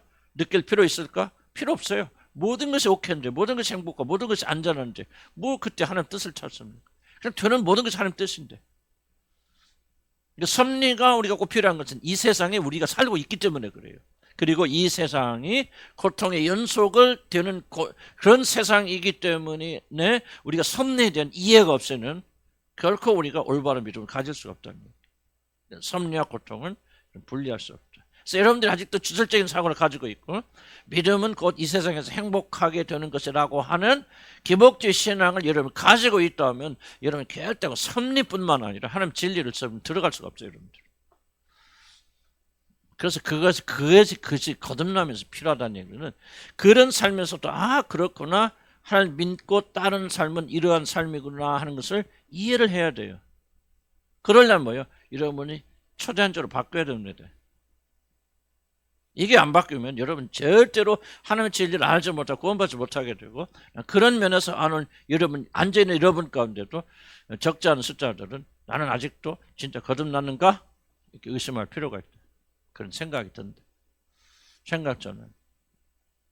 그러니까 이미 거듭나신 분도 거듭남이 무엇인가를 잘 생각을 전환하셔야 됩니다. 나 거듭났어. 그럼 거듭남이 무엇입니까, 여러분? 획기적인 변화. 도대체 무엇이 획기적으로 변했단 말입니까? 거듭나면 여러분 모든 것이 잘 되고 행복하고 이런 아주 꽃길을 걸어가는 거듭남입니까? 아니에요, 사실은. 생각의 전환, 가치 전환, 이해의 전환. 거듭나니까 고난도 유익함이라 생각되는 거예요. 거듭나기 전에는 안 돼요. 낑낑댑니다. 또 참을 수는 있죠. 이게 고난 잘 참고 견디면 복 준대, 돈 많이 생긴대, 건강해진대. 그거는 여러분요, 거듭남의 결과가 아니죠. 획기적인 생각의 변화가 온다. 그래서 성경 뭐죠? 지각에까지 새롭게 하심을 받은. 구원의 가장 중요한 특징이 뭐예요? 지각이 새롭게 되는 거예요. 이해가. 하나님께 구원받으니까 모든 것을 풍성한 하나님 은혜가 뭐를 지키시라? 너희 마음과 생각을 지키시라. 그러니까 여러분이 기대하는 물질의 축복을 약속하는 게 아니에요. 마음과 생각을 지켜주세요. 그래 거듭나지 않아서 가치가 변하지 않은 사람은 이게 변할까 안 변할까 못 변해요. 이해 가십니까? 이게 변화돼. 이영자매 안 보이네. 한 편이면 써는 것이다. 제가 너무 좀 부정적인가? 뭐 그렇게 생각될 수 있는데, 진리가 그렇게 말하니까 나는 뭐 부정적이 된다 할때도 말씀드려야 될 거 아니에요. 어차피 여러분들이 아무리 뭐 행복 찾아도 여러분 행복한가? 죽을 때까지는 고난의 문제 끊임없어요. 이게 인생이에요. 자연적으로 그냥 받아들이셔야 돼요. 인생은 험한 거구나. 하나님을 떠난 여러분들이 원수가 다닌 이 세상에서 얼마나 행복하길 원합니까? 참 대답해 보세요. 그게 가능합니까? 그리고 세상의 가치와 전혀 달리 되어진 사람들이 세상적인 방식으로 여러분 그래 행복할 수 있습니까? 안 되죠. 어릴 거 하나도 없어요. 그게 거듭남이에요. 그러나 아직도 교회 다니면서도 여러분들이 무슨 초점이 여러분이 행복이라면 여러분은 불교 다녀서 부처님 앞에 나무 앞을 탐을 하는 거나 아무런 차이가 없다는 거예요. 이런 우상 숭배자들이 그 사람들. 자기 행복이 우상이. 하나님께서 이런 교회 열심히 다녔다고 구원해 주시니까 천만. 그거 어디가 나 그런 건 성경 어디가 그런 게 있어요? 전혀 그러지 않아요, 여러분. 나는 엄히 여러분을 경고해야 돼요. 그래서 여러분 한 사람이라도 올바른 믿음을 가지고 그 나라 들어가야죠. 교회 다니면 다 구원받는데 어디가 그렇게 성경에 써 있습니까? 어디가? 왜 구원을 어렵게 만듭니까? 어렵게 만들고 있습니다. 성경에서 말하는 구원은 쉬운 게 아니에요. 초자연적인 개입. 그러니까 왜 쉬웠느냐? 우리가 할 수 없어서 하나님 하시니까 쉬운 것이지. 우리가 하는 게 아니기 때문에 구원 자체가 쉬운 거 아니에요. 초자연적인 변화가 일어나는 구원이라는. 그럼 완전해집니까? 그렇지 않죠. 육신을 가지고 있는 한 우리들은 싸우고 갈등합니까? 넘어집니다. 그러나 결국은 우리는 승리하게 될 것입니다. 그리고 그쪽을 향해 갈 것입니다. 아멘. 여러분 의롭기 위해서 전쟁하고 계시다면 그것이 여러분이 구원받을 증거라 그 말이에요. 생각이 싸우면서도 이게 옳아. 그렇구나. 나에게 고난과 고통이 즐겁지 않지요. 고난과 고통이면 싫어요, 좋아요? 싫지요. 그리고 고난과 고통이 축복입니까, 저주입니까? 저주입니다. 그런데 육신을 가지고 있는 나에게는 이런 게 필요하거나 인식하고 인정하면서 낑낑대면서 주님을 부르심의 목적으로 향해 나간다면은 그 사람은 올바른 구원 안에 들어와 있다는 거죠. 같이 낑낑대지만은 내가 돈이 없어서 낑낑댄다. 남편이 나를 사랑하지 않아서 낑낑댄다. 남편이 나는 돈을 안 갖다 줘서 낑낑댄다. 또 아내가 또 내 말대로 막 복종 안 하고 막 나를 존경하지 않아서 낑낑댄다. 내 시키는 대로 안 해서 낑낑댄다. 그 구원과 무슨 상관이 있냐 그 말이야. 교회 나와서 하나님께 기도하면 하나님 있는지 없는지 모르겠지만 뭐 부처님이 됐건 뭐가 됐건 어차피 나는 절에 안 가고 교회 나왔으니까 절에 가서 부처한테 뵐 수는 없고 하나님이 계시다면 좀 들어주셔서 나를 좀 행복하게 해주세요. 나를 좀 섬겨주세요 그 말이죠. 왜 이거 안 왔습니까? 그 사람은 하나님의 구원과 아무런 관계가 없죠. 이 말을 구원받지 않는 사람들 한번 심각하게 안 들어요. 나 알아요 내가. 여기 앉았어도 여러분 이 말을 심각하게 들을 정도가 되면 그 사람은 구원받은 거예요. 심각하게 안 들려. 그럼 내가 왜 이 말을 할까? 그런 사람 들으라고 한 게 아니에요. 이미 철난 사람 들으라고. 옆에 내려 혼나잖아요. 말 안 듣는 거 막 혼내잖아요. 왜 그래? 그러면 누가 정신 차려? 사실은 잘하고 있는 애가 정신 바짝 차려. 이거 다 들으라고 하는가? 아버지가? 안 되겠다. 내가 정신 바짝 차려서 이렇게 해서는 안 되지 하고요. 사실은요. 정신 차려야 될 놈은 정신도 못 차리고 알아듣지도 못하고 정신 차리고 있는 사람은 그 말에 정신이 바짝 나죠. 그죠? 그래서 나한테는 말이야. 하나님 내게 주신 말씀이 정신 차려 회개하는 거야. 그러라고 하는 거야 지금. 몰랐지? 내가 지금 거듭나지도 않은 사람 향해서 백날 이 말 떠들어봐야 소용이 있습니까? 소용 하나도 없어요. 나 알아요. 또 하나님께서 혹시 이 말을 통해서 역사하실까? 그런 소망도 있지만은 내가 진짜 말하는 것은 이미 거듭나서 하나님과의 관계 속에서 잘해보려고 하는 사람들은 놈이 채찍 맞을 때 자기 정신 차리는 거예요. 왜 그 사람 거듭났으니까 하나님 자녀가 됐으니까. 그러죠? 그래 안 그래요? 그러면 여러분 축복받는 거지. 그래서 이렇게 책망하고 꾸짖는 거지. 자, 두 번째, 죄로 인한 고통과의 관계. 다시 한번 정리합니다. 그럼 섭리와 우리의 죄로 인해서 일어나는 고통은 아무런 관계가 없는 것이니까 뭐 1차적으로 그렇게 볼 수도 있겠죠. 뭐 내가 잘못해서 내가 죄값을 치른다. 그것이 하나님 모든 섭리가 있을까? 그런 것을 우리가 좀 생각해 봅니다. 질문 하나 던져볼게요. 탕자의 비유에서 탕자가 나중에 스토리를 통해 탕자 집에 돌아오잖아요. 그래서 이 탕자는 뭐야? 이제 진짜 그 아버지를 만나잖아요. 그럼 탕자가 다시 집에 나갔을까 안 나갔을까? 안 나갔겠죠. 아버지를 사랑했을까 안 했을까? 사랑했겠죠. 그래서 일생 동안 자기는 아버지의 종처럼 이랬을까 어땠을까? 이랬을 거라고. 근데 큰아들은 한 번도 안 나갔지만은 그렇게 아버지를 사랑했을까? 이해했을까? 했을까 안 했을까? 그래서 그 뭐라 합니까? 나는 막 뼈 빠지게 일했는데도 나와 내 친구를 위해서는 양 한 마리도 안 잡아주는 아버지께서 저 아버지 재산을 다 탕진하고 들어온 처럼을 위해서 잔치를 합니까? 지금 큰아들 속에는 뭐가 없어요? 자기 동생이 죽었다가 살아나온 것에 대한 기쁨이 전혀 하나도 없죠. 있어요 없어요? 전혀 없잖아요. 양 한 마리만 생각하잖아요. 중요한 질문은 그럼 이 탕자는 어떻게 그렇게 뭐 거듭났건 어쨌건 그렇게 완전히 변화되어서 아버지를 사랑하는 사람이 되었을까? 예? 더 크게 대답해봐요.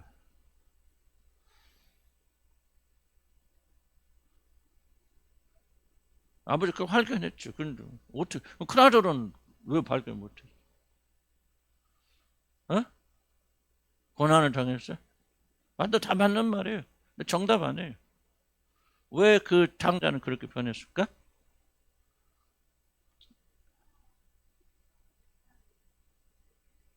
그렇죠. 비슷하게 되는 거예요. 거의 한 90점 맞았죠. 집 나가봐서 그래. 집 나가보니까 아버지 집이 좋은지 알지. 그럼 왜 아버지는 이 아들이 떠난다고 그랬을 때 이놈아 정신 좀 차려라. 너 나가봐야 개고생이다. 나가봐야 돈 다 잃고 너는 죽을 거냐 하고 그렇게 안 뜯어 말리셨을까? 그렇죠. 나가봐서 개고생 해봐야 아버지가 얼마나 좋은지 그때 비로소 알잖아. 난 굉장히 중요한 대목이에요. 나는 예수님이 하신 비유는 놀랍다는 것은요. 100가지, 200가지, 300가지 이 짧은 비유 안에 다 나와요. 나는 이게 그래서 하나님 말씀 난 신비하다는 거예요. 어떻게 이 짧은 스토리 안에 지금 우리가 말하는 구원의 모든 교리들이 이렇게 압축돼서 정확하게 드러나. 난 정말 신기한 거예요. 예수님의 비유를 들어요. 놀라운 거죠. 특히 탕자의 비유. 집 나가봐서 알아요. 그럼 왜 하나님께서 여러분이 과거에 탕자처럼 집 나가봤어요? 많이 나가봤지. 그 단도 많이 아니고 탕자는 한 번 나갔는데 여러분 수없이 나갔잖아요. 나가서 무슨 일 했어요? 별놈의 짓 다 했죠? 탕자보다 더하면 되지 못한 사람 하나도 없잖아요. 나 중요한 질문은 그것이 하나의 섭리였을까? 섭리라고 볼 수 있을까?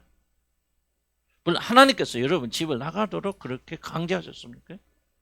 나가서 그런 나쁜 짓을 하도록 하나님 막 여러분 의지에 반해서 강제적으로 그렇게 만드셨습니까? 나는 그렇지 않다고 봐요. 난 그런 하나님 아니라고 믿어요. 왜 하나님은 아버지는 질문 가운데 나간다고 그냥 기다렸다는 듯이 그렇게 그 아들에게 주어질 몫을 스스럼 없이 주었을까? 그 이유는 너 나가봐야 내 아들 된다. 그럼 이게 엄청난 완전한 섭리라는 그런 해석 아니에요? 왜 하나님 과거에 우리 실패를 조장하신 건 아니지만 허락하셨을까? 버려두셨을까? 그것을 하나님 섭리일 수 있다는 거예요. 나도 이렇게 실패 안 하고 나도 이렇게 뭐 이단 같은 데 안 가보고 나도 뭐 여러 가지 면에서 실패하지 않았더라면 내가 죄인됨을 어떻게 깨달았을까?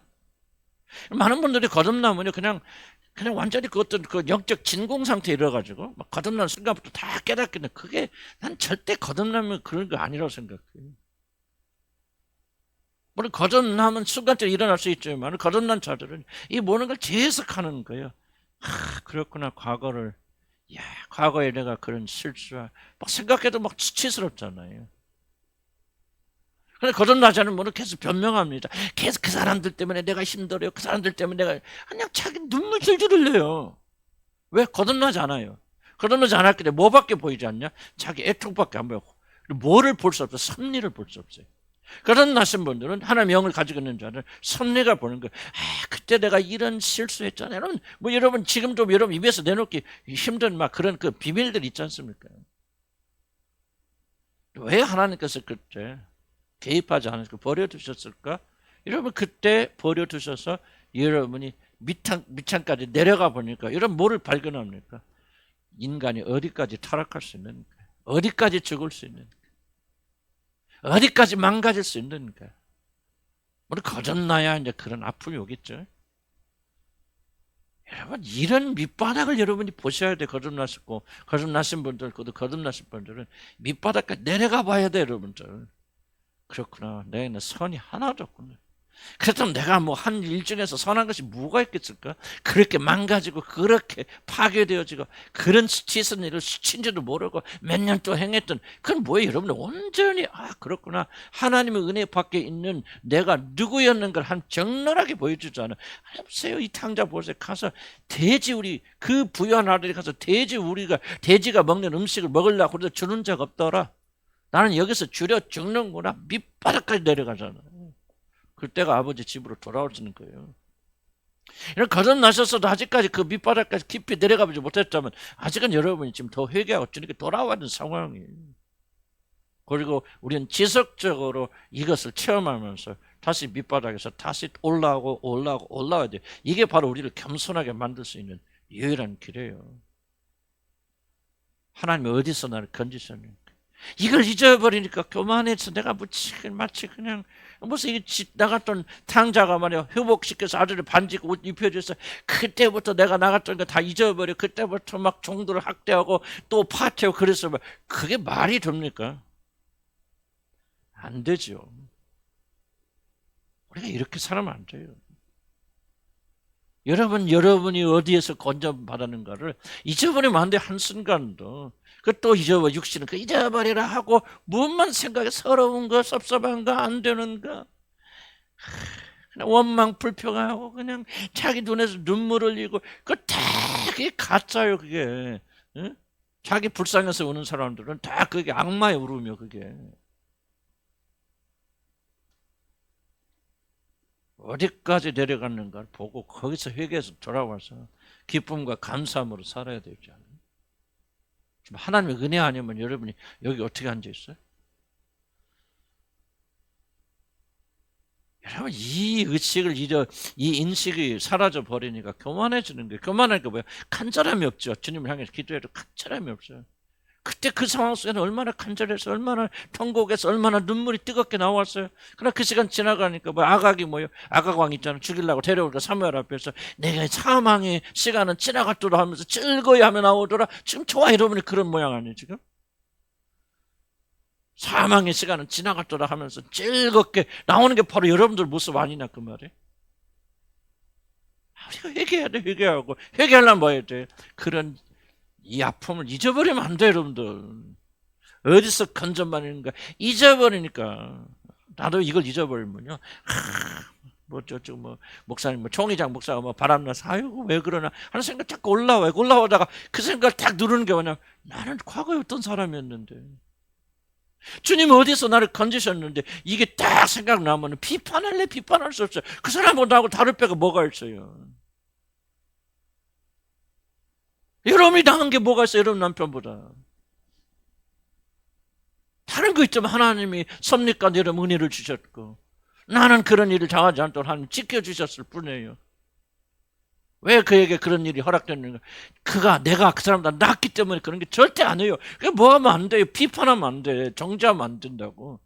팩트는 우리가 말할 수 있죠. 교훈 삼으면서. 그러나 그 사람이 멋지고 이러면 안 돼, 여러분들. 어떻게 남편과 안에서 그렇게 비판합니까? 정죄합니까? 이 사람은 잃어버려. 어떻게 그럽니까? 여러분 누군지 몰라. 여러분 수치를 몰라. 벌거벗었으나 벌거벗은 줄 몰라. 수치를 몰라. 그러니까 남편 공격하고 아내 공격하고 그러니까. 우리 마음에 그런 거 올라오잖아요. 그럴 때마다 여러분 어디서 구원 받는가 기억하라 그 말이에요. 이게 우리가 교만하면 끝이에요, 여러분들. 교만하면요. 왜 교만이 끝인 줄 아세요? 교만한 사람은요. 무엇이 잘못됐는가를 도무지 몰라요.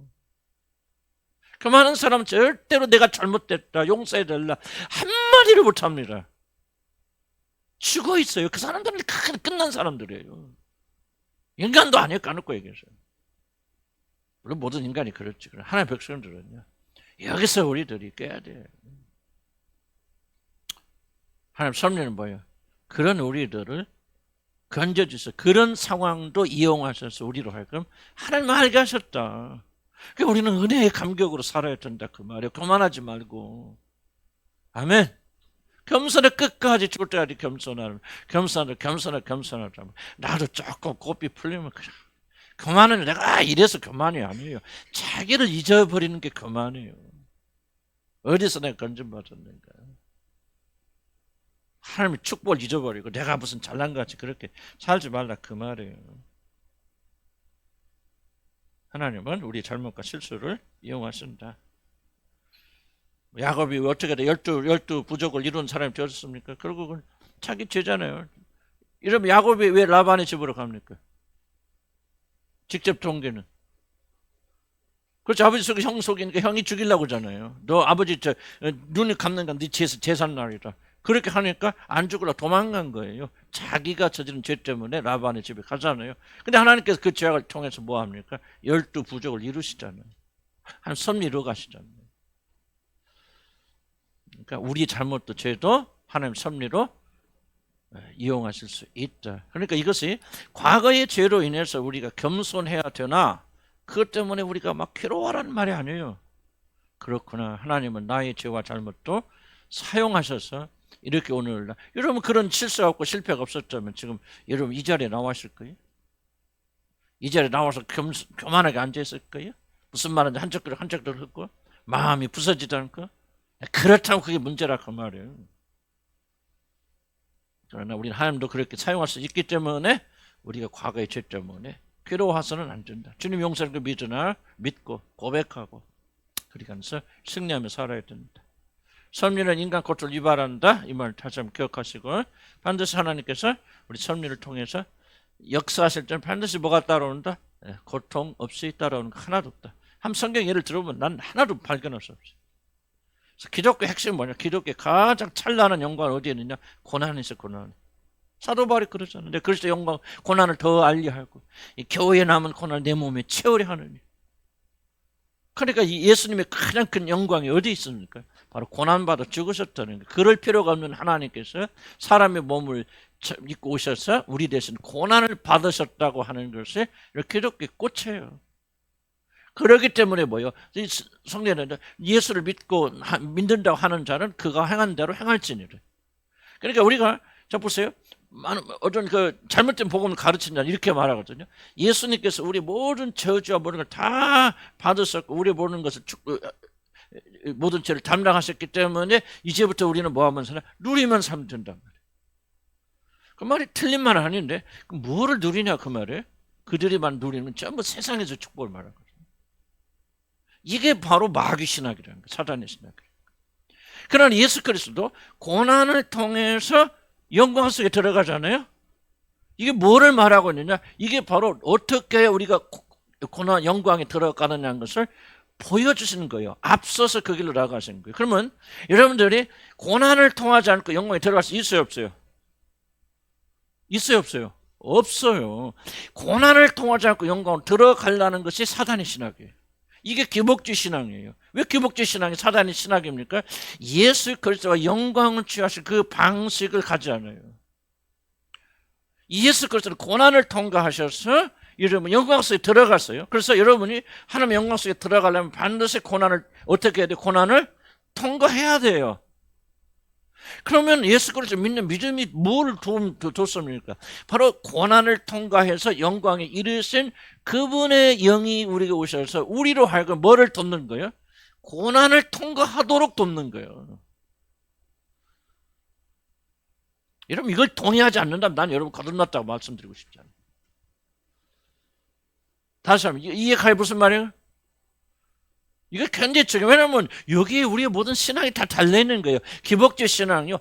축복해서 문제가 아니 축복이 맞죠. 그럼 우리가 축복으로 들어가지 저주로 들어갑니까? 그럼 저주 받으려고 지금 예수 믿어요? 아니죠. 예수님을 통해서 예수님을 믿음을 통해서 여러분 축복으로 들어가기 위해서 그러니까 축복 신학이에요. 기복주의 신학이에요. 그런데 기복주의 신학의 절대적 문제는 뭐냐? 영광에 들어가는 길을 부인한단 말이에요. 모든 종교는 다 하나님을 추구합니다. 맞습니까? 불교건, 도교건, 무정교건 전부 다 우리가 믿는 하나님하고 다르다고 말할 필요 없어요. 그들이 어떻게 표현하든지 간에 궁극적으로 그들은 우리가 믿는 하나님과 동일하다 말하기도 어렵지만은 그런 절대적 존재 하나님을 향해 나가고 거기서 영생을 얻으려고 하는 동일한 목적을 모든 종교는 가집니다. 무엇이 다릅니까?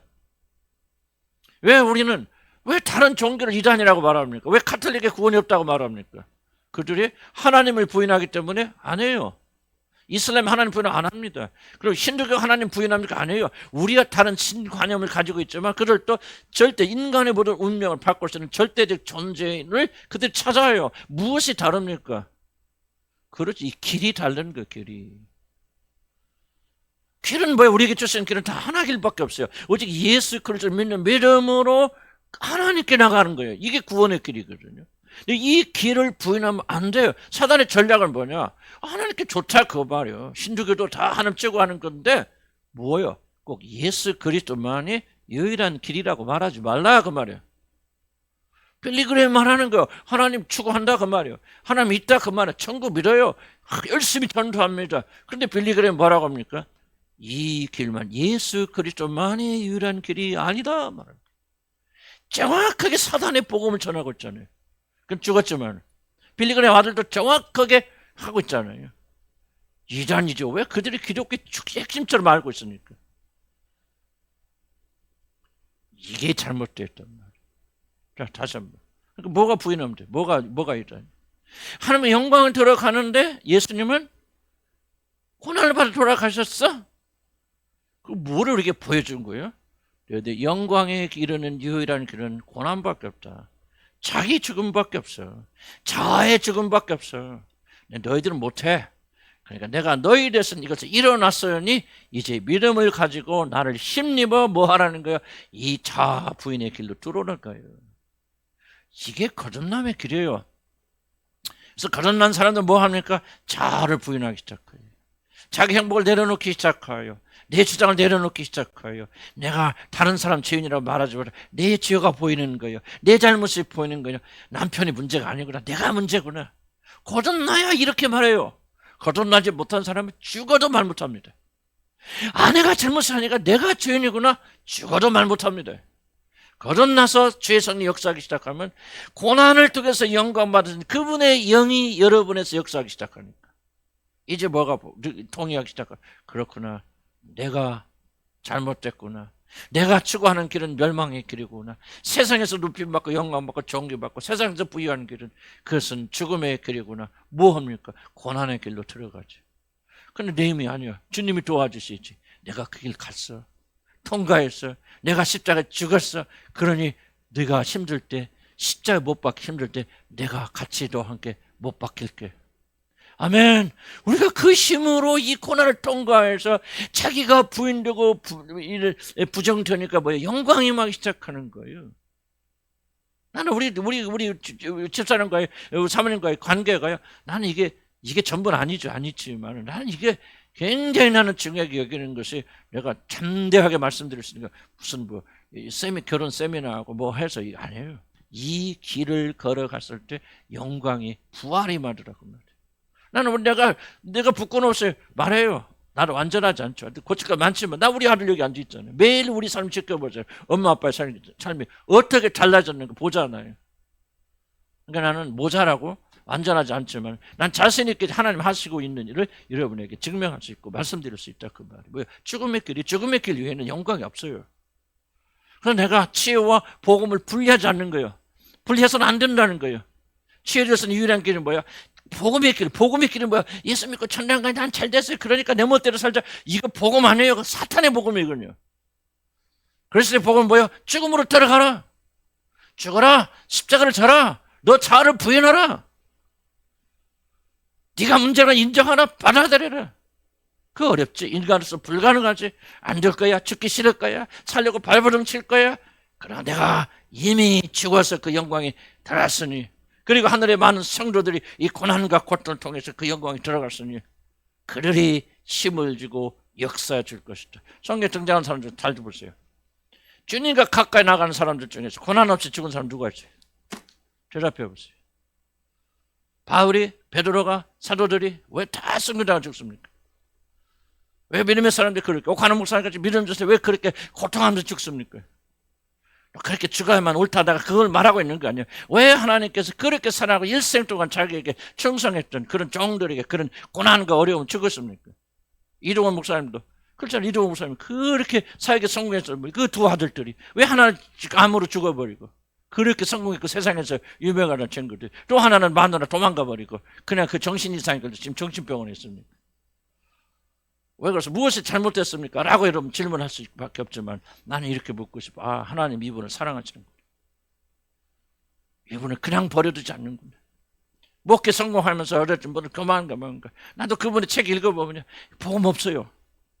그럼 이게 뭐야? 나도 지금 하나님의 이름을 공부해서 그분의 책 갖다 놨는데 너무너무 실망되는 거예요. 그래, 여기저기서 뭐 쓰는 말만 늘여놓죠. 깨짐이 없어. 십자가 없어요. 복음이 없어요.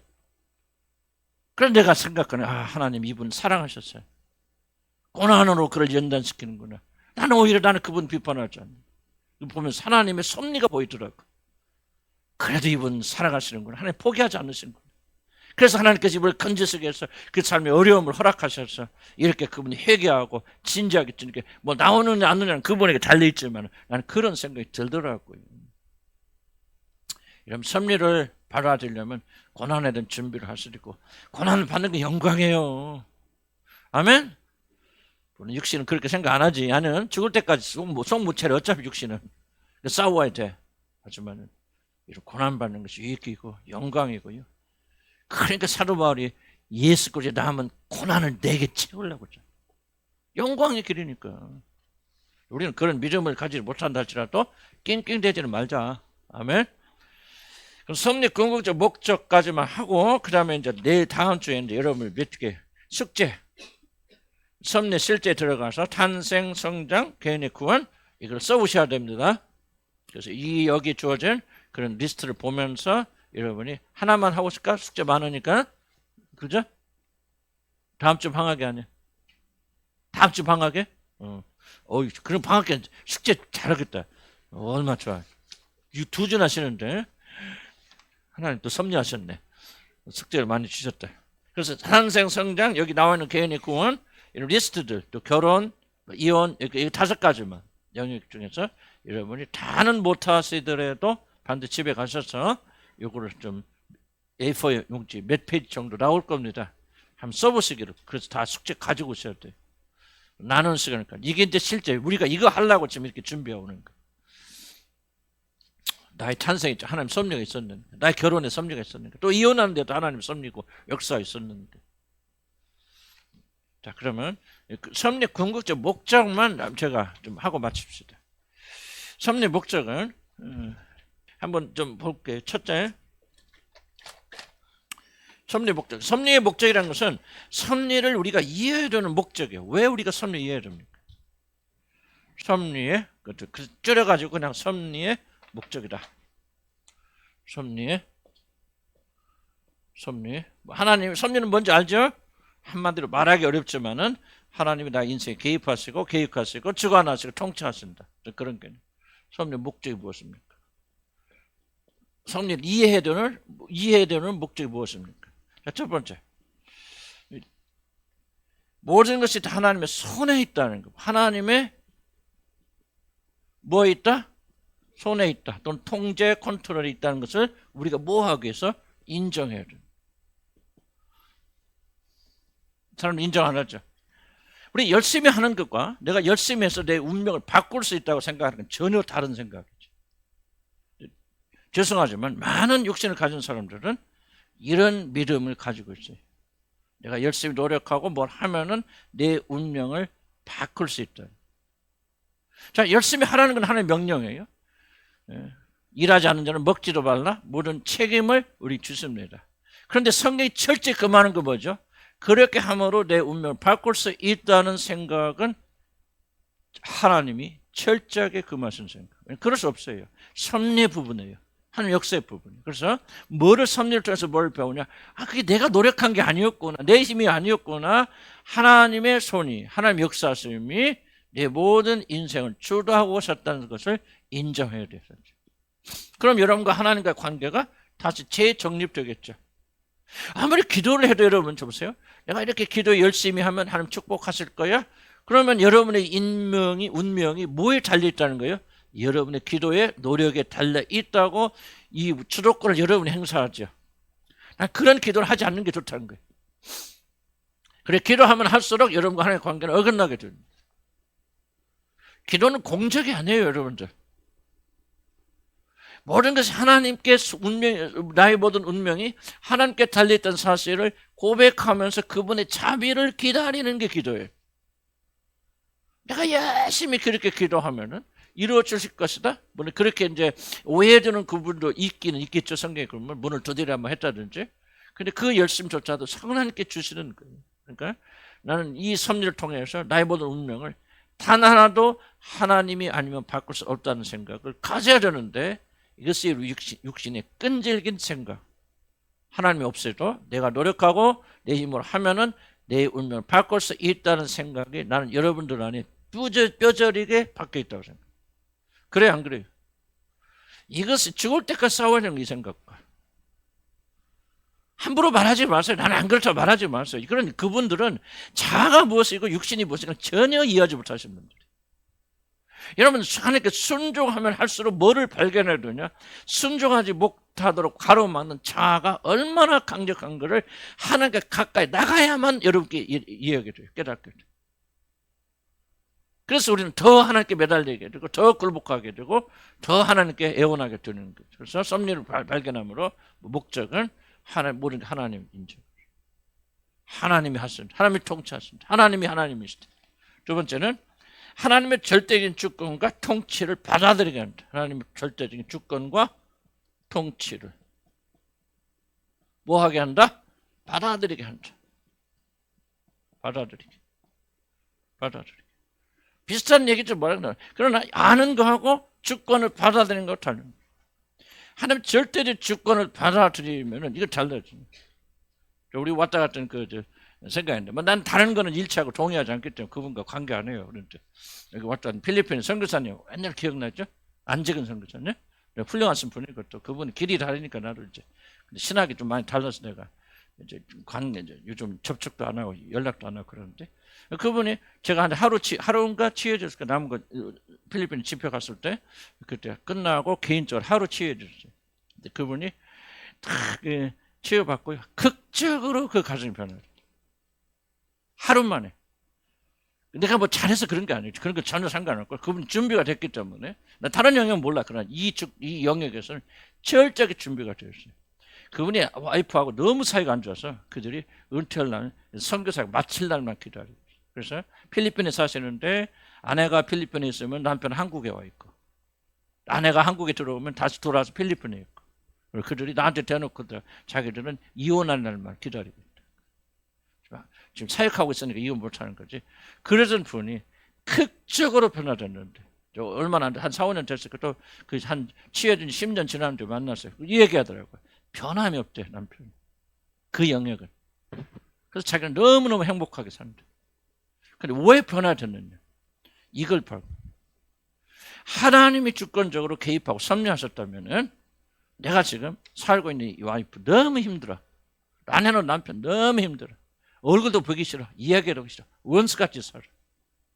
근데 하나님이 주권적으로 섭리하셨다면은 이 아내는 내게 가장 적합한 사람이고 이 남편은 가장 나에게 적합한 사람이다. 즐겁건 안 즐겁건 이 하나님의 주권을 그 사람은 그건 굉장히 장점이에요. 내가 배워야 되는 부분. 그분은 놀라운 신앙을 가지고 있더라고요. 다른 면은 좀 신학이라고 달리 기복지 신앙이 좀 많이 빠져 있고 나는 좀 반대하고, 그래서 좀 길이 다르지만은 이 부분은 하나님 절대 주권이 좀 딱 그래서 난 이 아내가 하나님 주셨다는 한 가지 주권적 사역 때문에 최상의 여자고 한 걸 믿습니다. 하고 그 다음부터 완전히 태도를 바꿔가지고요. 그 여자에게, 나 아내에게 최선을 다해 변함없이 10년 동안 그 가정이 완전히 새로워졌어요. 다른 영역 몰라. 복음은 좀 틀리기 때문에 그 영역만 보면 내가 그것을 그때까지 하나님 주권을 인정하는 이렇게 놀라운 역사를 하나님 섭리. 나는 여러분 결혼의 문제에 있어서 이것이 해결되면요, 여러분 다 문제 해결. 여러분 결혼은요 아무리 사이 좋아도 차이가 있습니다. 남과 여인은 극과 극이에요. 내 남편과 내 아내는 극과 극이에요. 어떤 관계를 가든지 직장에 가서도 여러분의 마음에 맞는 사람 한 명도 없습니다. 전부 극과 극입니다. 그것을 이기고 섬기게 해주는 것은 하나님의 절대 주권을 인정하는 거죠. 하나님의 섭리에서 내가 이 여자를 만났을 것입니다. 그리고 뭡니까? 최선을 다하는 거죠. 순식간에 결혼 편에서 지금 행복하게 삽니다. 내가 잘해준 거 하나도 없어요. 나는 뭐 지나가다 한마디 한 거고 그 사람은 그냥 그걸 심각하게 받아갖고 운명이 바뀌어버린 그런 분명히 하나님 섭리를 인정할 주권 통치. 한 달란트 받은 자의 비유에서 비극이 뭡니까? 한 달란트는 자기 운명을 받아들이지 못해. 하나님 주권적으로 하는 게 자기 한 달란트 줬다. 또 자기 실력에 맞게 이 사실 인정하지 못합니다. 그래서 여러분이 섭리를 인정하면요, 모든 것이 내 인생 태어나기 전부터 하나님 손에 있다. 하나님 주권. 그러면 온전히 다른 사람 살 수 있다. 난 몰랐어요. 여러분들 얼마만큼 받아들이신, 하나님, 여러분 가운데 이걸 심각하게 받아들이신 분들은 여러분 삶에 부처님 왜 그런 분은 그렇게 변화돼서 그렇게 이혼을 해도 1000번 100번 했을 사람들이 왜 그렇게 행복하게 삽니까? 나도 정말 사실은 이 주권에 대한 영역을 일찍 받아들였더라면 그만큼 고통한 시간 줄였을 거예요. 하나님이 이제 늦게나마 우리 거듭나게 할 수 있고 은혜 받고 성령 충만. 그래서 이 주권에 순종합니다. 아쉬움이 그거지. 아, 이거 뭐 10년, 20년, 한 30년 전에 이걸 받아들였다면 저는 달랐을 텐데. 이제 뭐 시간이 흐르니까 어떡하나. 그래도 지금 늦게나마 하나님께서 그렇게 생각하니까 달리 보이는 거예요. 똑같은 여자인데, 우리 사모님 보세요. 똑같은 여자잖아요. 흰머리 더 많이 생기고 나이 드시고 그런데 정말 달리 보이는 거예요. 난 오늘 괜히 천사 보는 것 같아, 천사. 물론 본인이 달라졌어도 그럴 수 있죠. 그러나 이게 눈이 달라질 수도 있죠. 하나님 주권을 인정하고 통치를 인정하면요, 이제 모든 것이 그분이 통치하시면 다 달라지는 거예요. 고통이 없으면 고통이 있어요. 그대로 있습니다. 그러나 참고 견뎌. 내가 이걸 받아들인다고 상대가 변합니까? 안 변합니다. 나만 변하면 돼. 상대도 믿는다면 변하면 되죠. 상대 안 변하면 어떡합니까? 그건 어쩔 수 없죠. 그거는 뭐 결혼이고 비극이죠. 나 혼자만 변해. 그래도 변하세요. 왜? 하나님께서 나는 구원시킬 거 아니에요. 그래도 하늘나라 같아. 네 와이프는 죽어도 깨나도 안 되는 사람 지옥과, 너는 그래도 발버둥 쳤네 천국과. 그럴 수도 있잖아요. 그러니까 여러분 주권 인정해야 됩니다. 세 번째, 되게 뭐를 여기냐? 섭리를 발견, 고통스러운 일 가운데서 뭐를 발견하냐? 하나님의 목적을 발견합니다. 자, 기독교 진리 잘 들어보세요. 기독교 진리는 절대로 고통을 부인합니까? 부인하지 않습니까? 크게 대답해요. 부인합니까? 안 합니까? 부인 안 하죠. 그러면 기독교는 고통을 즐거워합니까? 즐거워하죠. 기뻐해야 되죠. 그러나 기독교에서 고통 자체를 축복이라고 말합니까? 아니죠. 저주라고 말하죠. 그러면 기독교에서 말하는 고통은 뭐가 의미 있다는 거예요? 뭘 말하는 거예요? 기독교에서 고통, 고난은. 그렇죠. 이걸 말하는 거예요. 기독교에서 말하는 고통이 무조건 좋아. 아프고 힘들고 이게 자학주의자죠. 세디스트죠. 채찍을 때리고 피가 나오면 막 그걸 쾌감을 느끼죠. 그리고 막 고통을 당하고 막 남편이 막 아내가 막 바가지 긁고 막 소리 지르면 거기서 쾌락을 느끼는 사람이 있어요. 그런 분들 많습니다. 과거에 이게 폭력을 당한 사람들은요, 폭력 자체가 놀랍게도 쾌락이 돼요. 계속 결혼해서도 남편한테 폭력을 초청합니다. 건드려요. 폭력 행사하죠. 그러면 놀랍게도 그 사람은 쾌락을 느낍니다. 쾌감을 느낍니다. 그러니까 악이라는 건 참 무서운 거예요. 근데 기독교는 그거 말하는 게 아니에요. 고통 자체가 즐겁다고 말하는 게 아니에요. 기독교는 절대 이해해야 됩니다. 여러분, 그럼 천국 가면 계속 고통이 있게요? 없어요. 눈물 없어요. 그럼 왜 눈물이 없는 것을 천국이라고 말합니까? 고통은 선이에요, 악이에요? 악이기 때문에 그래요. 그런데 기독교는 왜 그런데 기독교는 고통을 환영합니까? 모든 고통에는 목적이 있단 말이죠. 그 고통을 통해서 이루시려는 목적이 있단 말이죠. 섭리가 이걸 우리 가르쳐 주는 거예요. 괜히 하나님이 너의 눈물을 흘리시는 게 아니다. 목적이 있다. 난 우리 박성룡 목사님 저기 가정 앉았는데 그 말에서 좀 죄송하게 하지만 난 박성룡 목사님 보면은 저 양반이 네팔 있을 때보다 저기 있는 게 훨씬 더 행복한 것 같고 하나님의 나라 위해서 많이 더 쓰임 받는 것 같아. 나는 신비해. 저 보면서 많이 배워요. 우리 박성룡 목사님 가정 보면서. 우리 잘 알잖아요. 다 알잖아요. 어떻게 해서 네팔에서 오셨는가.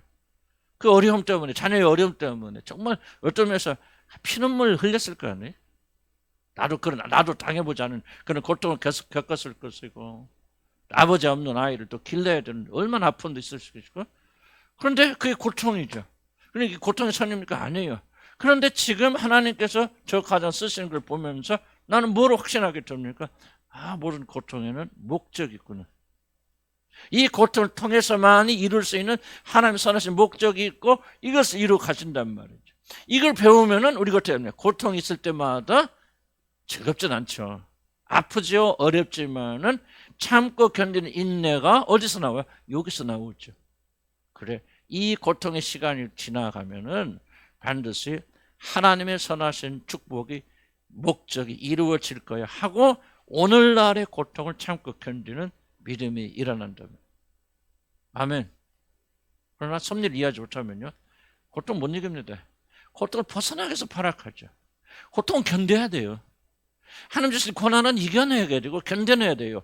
그런데 이 고통에서 빠져나오기 위해서 발버둥치는 것은 하나님의 고통을 우리가 무시하고 그리고 고통을 통해서 이루려는 목적에 관심이 없다는 거죠. 목적이 무엇인가 내가 더 정확히 설명 필요 없고 가장 중요한 목적은 우리가 마다들이 형상 그날을 유업으로 있는 상속자들로 합당한 선들로 만들어 가시는 목적이거든요. 그런데 인간은요 뭐가 있기 때문에 죄가 많고 타락됐고 죄에 오염됐기 때문에 고통으로 때리지 않으면 그것도 안 벗겨져요. 그래서 옛날에 그 예화 하나 드렸죠.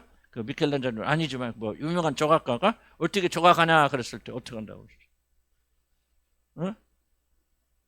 그렇죠. 그런 건 예화가 필요하긴 해요. 그런 기억나잖아요. 연설 갔다. 처음에 뭘 한다는 거예요? 그렇죠.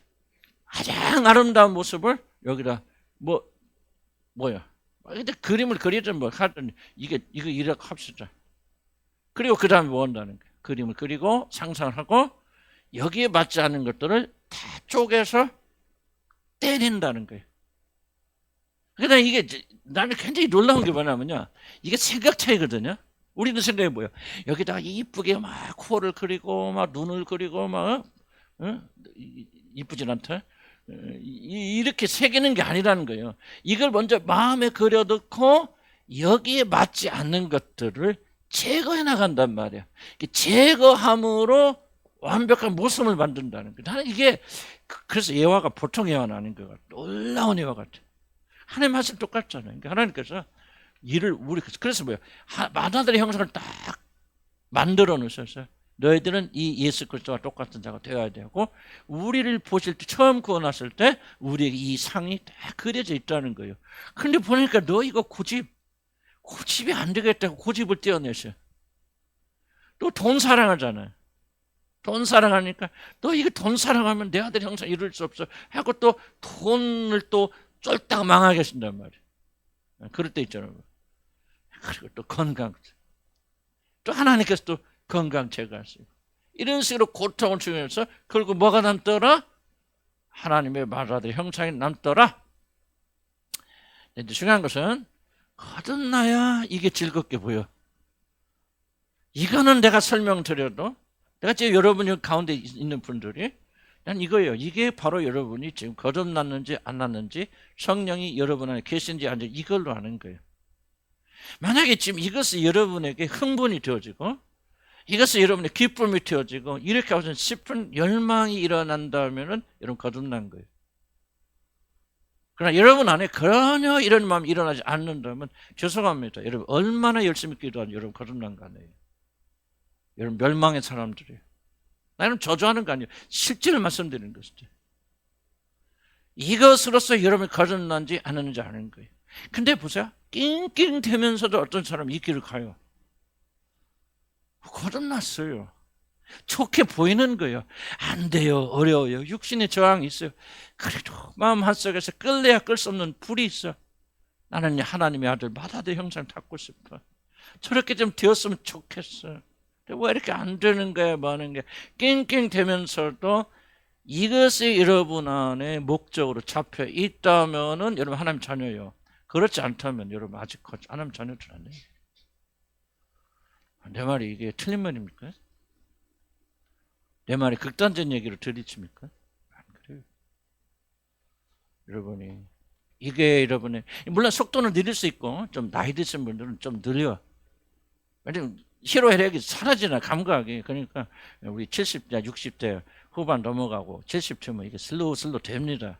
그건 어쩔 수 없는데 그러나 여러분 그 마음속에는요 내가 너희 법을 너희 마음에 기록되어 하고. 여러분 그게 하나님 하신 말씀이거든. 그럼 내 마음에 기록된 것이 없어. 이게 하나님 기록된 거거든. 하나님의 목적이거든. 그런데 마음에 있으면 그 마음에 와서 오 할 거 아니에요. 흥분이라도 할 거 아니에요. 그렇구나. 내가 아무리 어렵게 힘들어도 하나님께서 내 안에서 이 마다의 형상을 이루기 위해서 하나님께서 이렇게 어려움을 주시구나. 비록 그런 마음을 품고 넘어진다 할지라도 그 사람 마음속에는 이런 마음이 있어서 이것을 소원하는 마음이 있는 사람과 그냥 그런가 뭐고 그냥 넘어가고 여전히 자기 마음속에는 어떻게 내가 잘 살지, 어떻게 남편이랑 사랑만, 어떻게 남편을 조종할 수 있지, 어떻게 아내를 이렇게 할 수 있지, 이런 생각으로 문 밖에 나가는 순간 다시 돌아간다면 난 여러분과 그리스도 아무 상관이 없다고 생각해요. 충격적인 말. 근데 뭐 거듭 만난 사람 충격적으로 바뀌었어 이 말이나? 그렇겠죠? 뭐 거듭 만났는데 그게 지금 전혀 마음이 없는 얘기인데 뭘 충격을 받겠어요? 그래 거듭나신 분들은 이게 안 돼서 고민하는 거 아니에요. 뭐로 여기 와 있어 지금 여러분들? 구원받아러 오신 거예요? 천국 가려고 오신 거예요? 구원의 길이 이 길인 줄 알고 지금 우리가 우리 안에 죄악을 주님 앞에 다루기 위해서 모여있는 거예요. 무엇이 여러분의 마음을 장악하고 있는지는 여러분 아시잖아. 여러분들이 그거 모릅니까? 그걸 또 모릅니까? 무엇이 구원이에요? 그러니까 니고데모 행해서 뭐랍니까? 니고데모 같이 착한 사람이죠. 니고데모야. 너 거듭나야 돼. 너 거듭나지 않으면 하나님 나라 보지도 못해. 구경도 못해. 냄새도 못해. 나는 멀찌감치 버림받고 넌 지옥 가는 사람이야. 위로부터 나는 성령의 능력, 초자연적인 능력으로 난 새로운 존재가 되어져서 자기만 먹고 살고 안전하면 했던 사람이 어떻게 어떤 일이 일어났길래 내 안에 우리 주 예수 그리스도의 형상이 이루어지기 원합니다. 그 일을 위해서라면 고난과 고통도 나는 달게 받기 원합니다. 육신은 주님 싫어해요. 그렇게 되기 원치 않고 두려움이 있어요. 하지만 주여 내 마음에 소원이 있어요. 날 긍휼히 여겨 주시옵소서. 아니 거듭 만났으면 어떻게 그 사람이 그런 기도하냐 그 말에. 무슨 말이 가죠? 이게 왜 관심이 없어요? 왜? 왜 관심 없어요? 내가 얼마나 더 명확하게 설명할까? 얼마나 명확해. 나는 지금 여러분들에게 너는 거듭나고 너를 거듭 만나서 나 그 말하고 있는 거 아니에요. 나는 알 수 없어요. 저는 성령께서 말씀하시는 거고. 거듭 만났으면 거듭남 이런 거구나. 추구하세요. 제일 큰 비극이 뭐예요? 거듭나지 않은 분이 거듭났다 믿다가 지옥 가는 가장 큰 비극 아니에요? 거듭났은 분은 이런 게 구원이었는데 내가 게을렀네. 내가 또 잊어버렸구나. 또 욕심에 져서 또 세상의 길로 나가려고 그러고 있구나. 다시 여기 하게 되죠. 중요한 것은 평소의 마음이에요. 여기 와서 다 막 그런 마음 같이 문 밖에 나가는 순간 어떤 마음을 가졌습니까? 나를 이게 두려운 거지. 내 마음에 진짜 마음속에 뭐가 있습니까? 아까도 나왔잖아요. 웃고치 올라야죠. 하나님을 인식하게 되는 속에서부터 하나님에 대한 신앙의 고백이 올라와야 되잖아요. 그럼 네 번째 봅시다.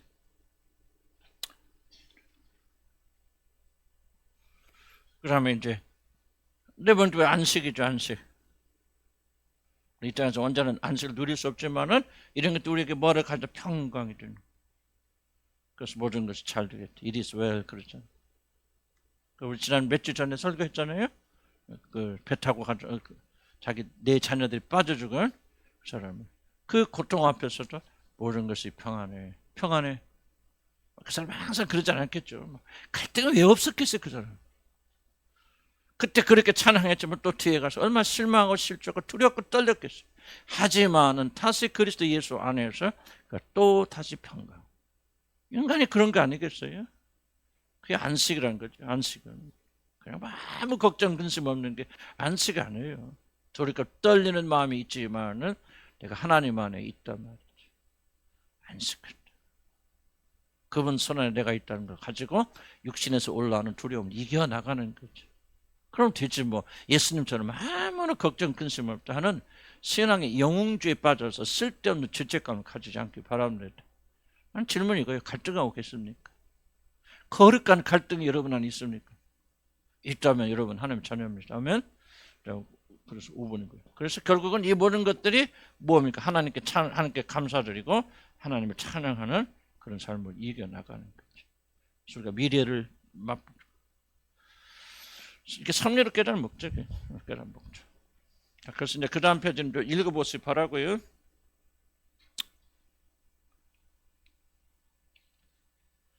그래서 이제 다음에 오실 때는 2주 쉬시니까 섭리 목적 실제에 대해서 여러분이 적어 오셔야 돼. 그래서 탄생 쭉 읽어보시면은 나의 탄생에 하나님 섭리가 있는가 그 발견한 몇 가지 요소들이 있고 제가 또 말지 못한 부분들 많이 있겠죠. 여러분 각자 삶이 다르니까 내가 그냥 우연히 온 것이니까 어떻게 하다가 태어난 것이고 태어나지 말아야 될 사람이 태어난 것이니까 그렇지 않으면 정말 하나님께서 내가 태어나도록 많은 일에 섭리를 하셨는가 이런 것들 여러분 잘 살피셔서 그렇게 오셔야 됩니다. 쭉 읽어보면 그 리스트들이 있고요. 또 여러분이 각자 개인의 삶 속에서 쭉 하면 굉장히 은혜스러운 걸 많이 발견해요.